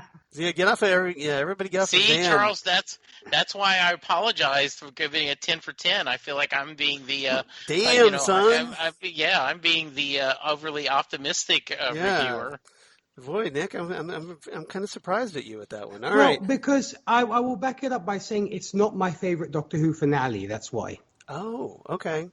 All right. So you've appreciated better, is in your opinion? Yes, I mean I appreciate this, but like I said, Doctor Who has done better finale-wise compared to this. All right, that's fair. That's fair. John, how I feel about like everybody is like, you only get one spot on the list instead of like, this is how good it was. It's getting weird now. You're talking about me mentioning your rating system. I think it's changing again. Well, we're very rating fluid here at Next Stop Everywhere. Just saying. I can't keep up. It's pretty simple. I am a solid state. All right. So we'll get to Christine's rating here in a minute. But John, what about you? Well, for me, this is probably one of the more, I want to say, solid two-parters. Yes. Generally, we get when we get a two-parter, the first part is amazing, and then the second one kind of just putters away. Yeah. But this one was pretty solid for both parts. Like I said earlier, I wasn't really into the whole alliance thing just because reasons of my own. So I'm going to give this one 8 out of 10 plastic Romans. Oh, John siding with Nick on this one. Interesting. Christine, I know going to ratings is always interesting when you're on. So go ahead and give us your rating, if you would, please. Well, I'm definitely not the Russian judge tonight. I didn't say you were. You've said it in the past. But not now. Well, see, I love when the main storyline is spread out across the whole series to be wrapped up with such a big finale in the end of the series, tied up with pretty bow tie and a few loose ends to carry us to the next season. Which are cool, by the way. Yes, they're very cool. And I've, as much as I like Jodie Whittaker, I've been missing that storytelling style where there's a little bit of it in each episode, that that mystery with the breadcrumbs. They haven't really done that with Whittaker. So this is what I like. What I got used to with Doctor Who is this type of storyline and the big, awesome finale to tie it all together. However, yes. I am finding myself tired of bootstrap paradoxes, especially after my Bill and Ted marathon. Go watch Face the Music. It is weird. But I will be docking it a smidge for that. I will give it, I was going to use time-traveling sodas, but that was taken, 9.5 blaster shot fezzes. Nice. Very cool. As for me, I really like this one. I know it's got its plot holes. I know, some of the things could have been done a little better or differently or a little clearer in a lot of ways, but I love the effort that Moffat really put in the script. This is one of the first real intricate, probably since the 11th Hour, scripts from Moffat in his era, and I really love it, and I appreciate the fact that he tried to incorporate the entire season into this finale and interwove it with previous events and making that all, line up for the most part. And the dialogue is great in this one. Big, big ideas. I love a big idea story. And I love the fact that everything wraps up in this magical fairy tale ending and gives you this great warm, fuzzy feeling as it sends you off, waiting for the Christmas special. So I give this one 10 out of 10 drunken giraffe dancing doctors.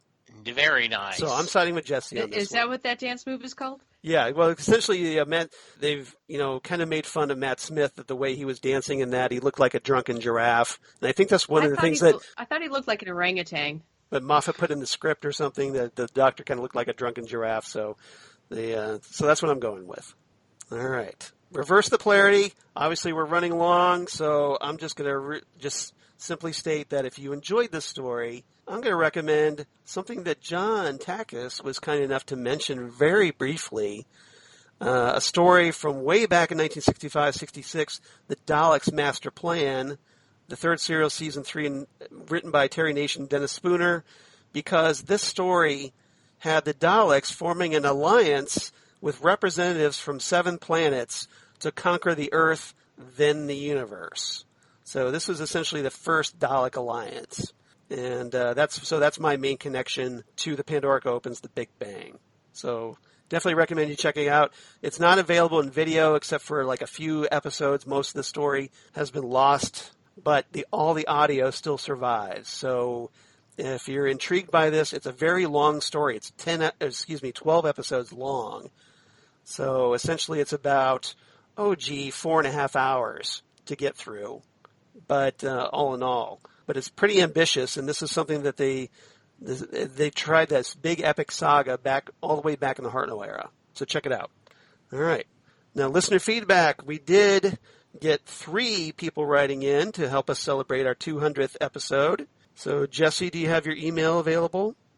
I do, but I think the first one from Paul, you should read. Okay. All right, so Paul Beck from Australia writes in. It's been a while since we've heard from Paul, but he always likes to write in during the big celebratory episodes here at Next Stop Everywhere. So he writes in, Dear Charles, Jesse, and team, and he says, both Linda, his wife, and myself wanted to wish you both congratulations on this epic milestone of 200 episodes. Our week at the moment wouldn't be complete without an episode of Next Stop Everywhere to listen to. And he enclosed a picture of him with his wife, Linda. He's wearing a Doctor Who t-shirt, and they're holding up some TARDIS memorabilia. So very quick. And a miniature canine. Don't be disrespecting canine, Charles, because you know how that works out. I know. I was going to get to that, but you beat me to it. Paul adds, thanking you both for all your hard work and effort over the years. It is much appreciated. Kindest regards always, Paul and Linda, smiley face. So thank you, Paul. Always great to hear from you. Thank you so much. Yes. We love that you're still listening. Paul's been around, with us for quite a while, listening to us. So we really appreciate the longtime listeners on this one. And then next, of course, we have a certain Holly Mack writing in. Jesse, do you want to read Holly's? I'll read Holly, sure. Hello, team Next Stop Everywhere. Charles, Jesse, Nick, John, Xan, and Christine.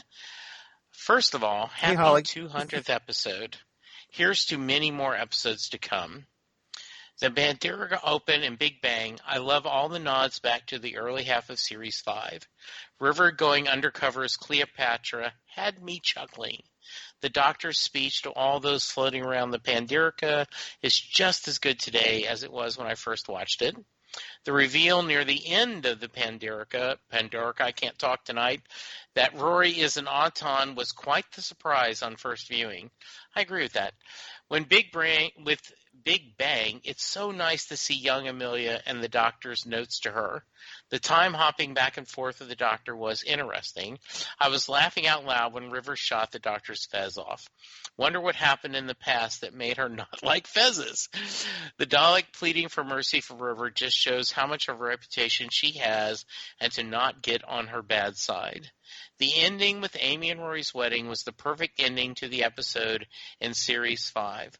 Plus, Amy and Rory leaving their wedding to keep traveling with the Doctor. I give both of these episodes 10 out of 10 drunk giraffe dances. See? I'll wrap it up here. Holly from Wisconsin. Thank you, Holly. I appreciate your support as always. I love your consistent feedback.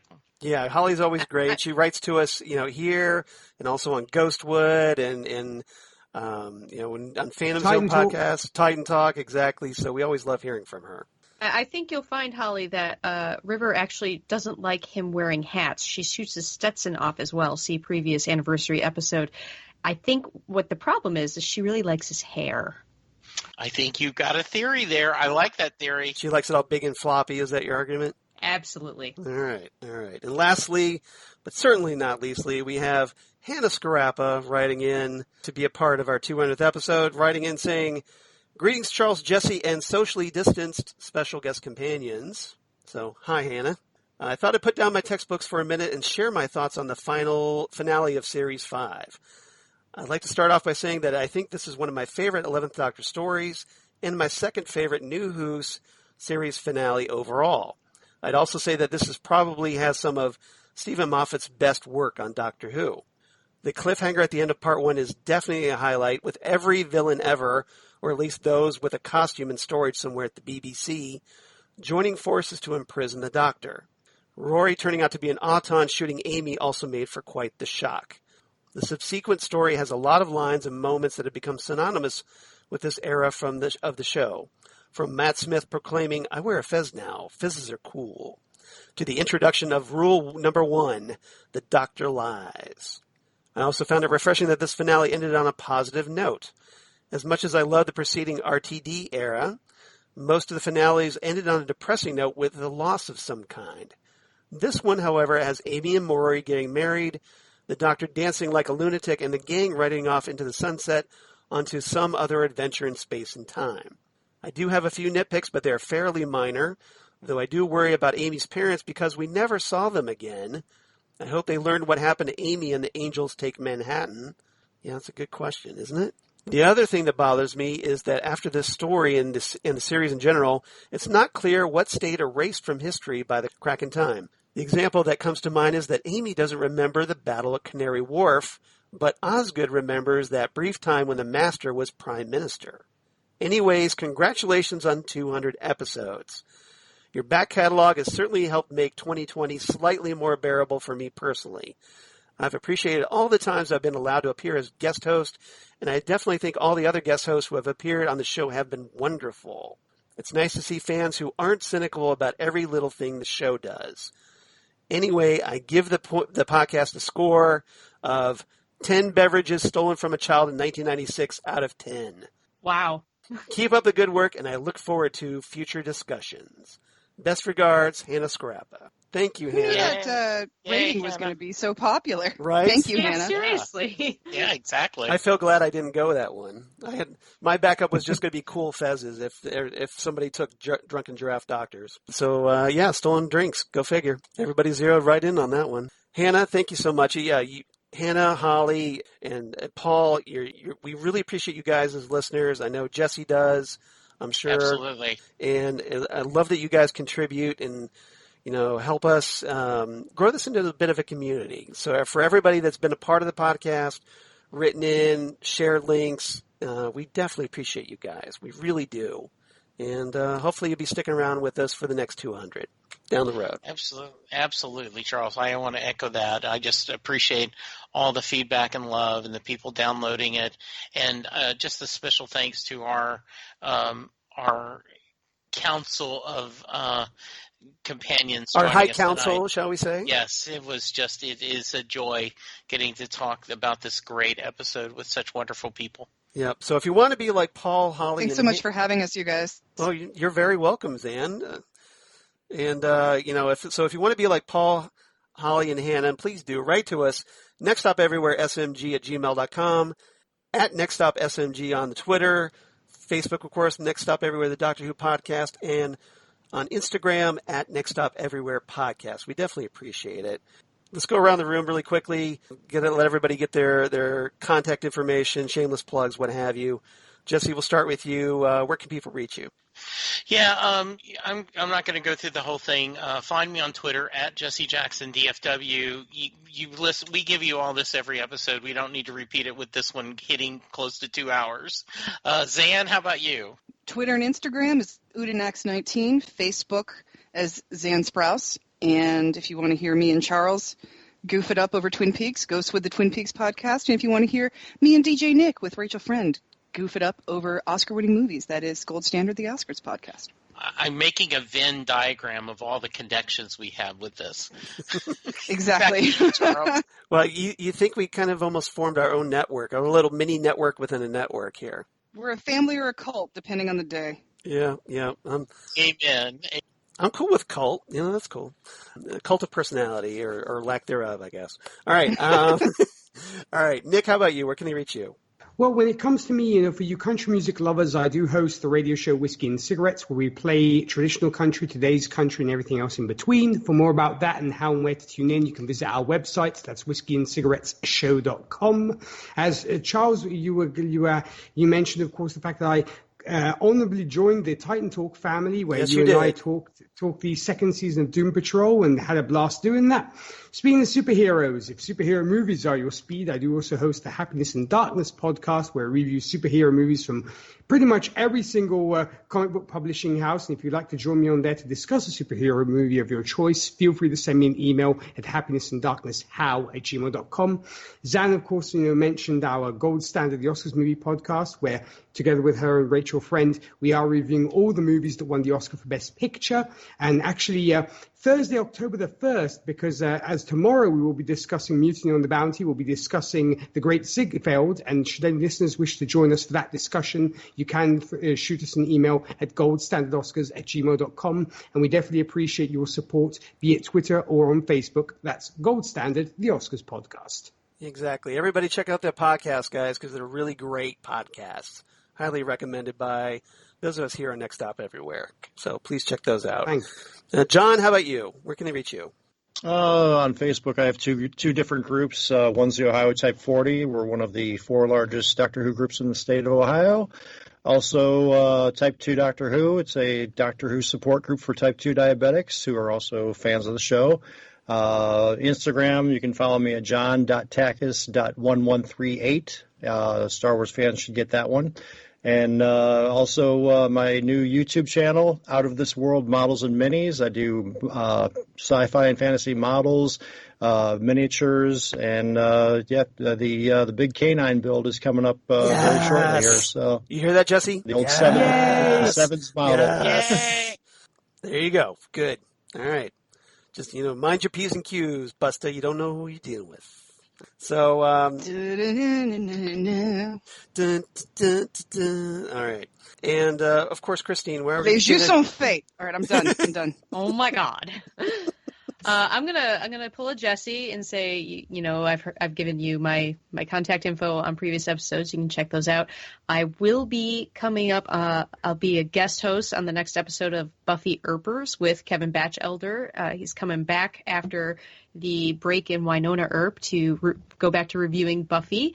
Good. He's starting to get into season 4. Nice. I would love to be a permanent co-host on that show. So if you guys can go push him on that for me, that would be great. All right. Everybody lobby for Christine. I will do Because what I can. Buffy is the show that got me into shows.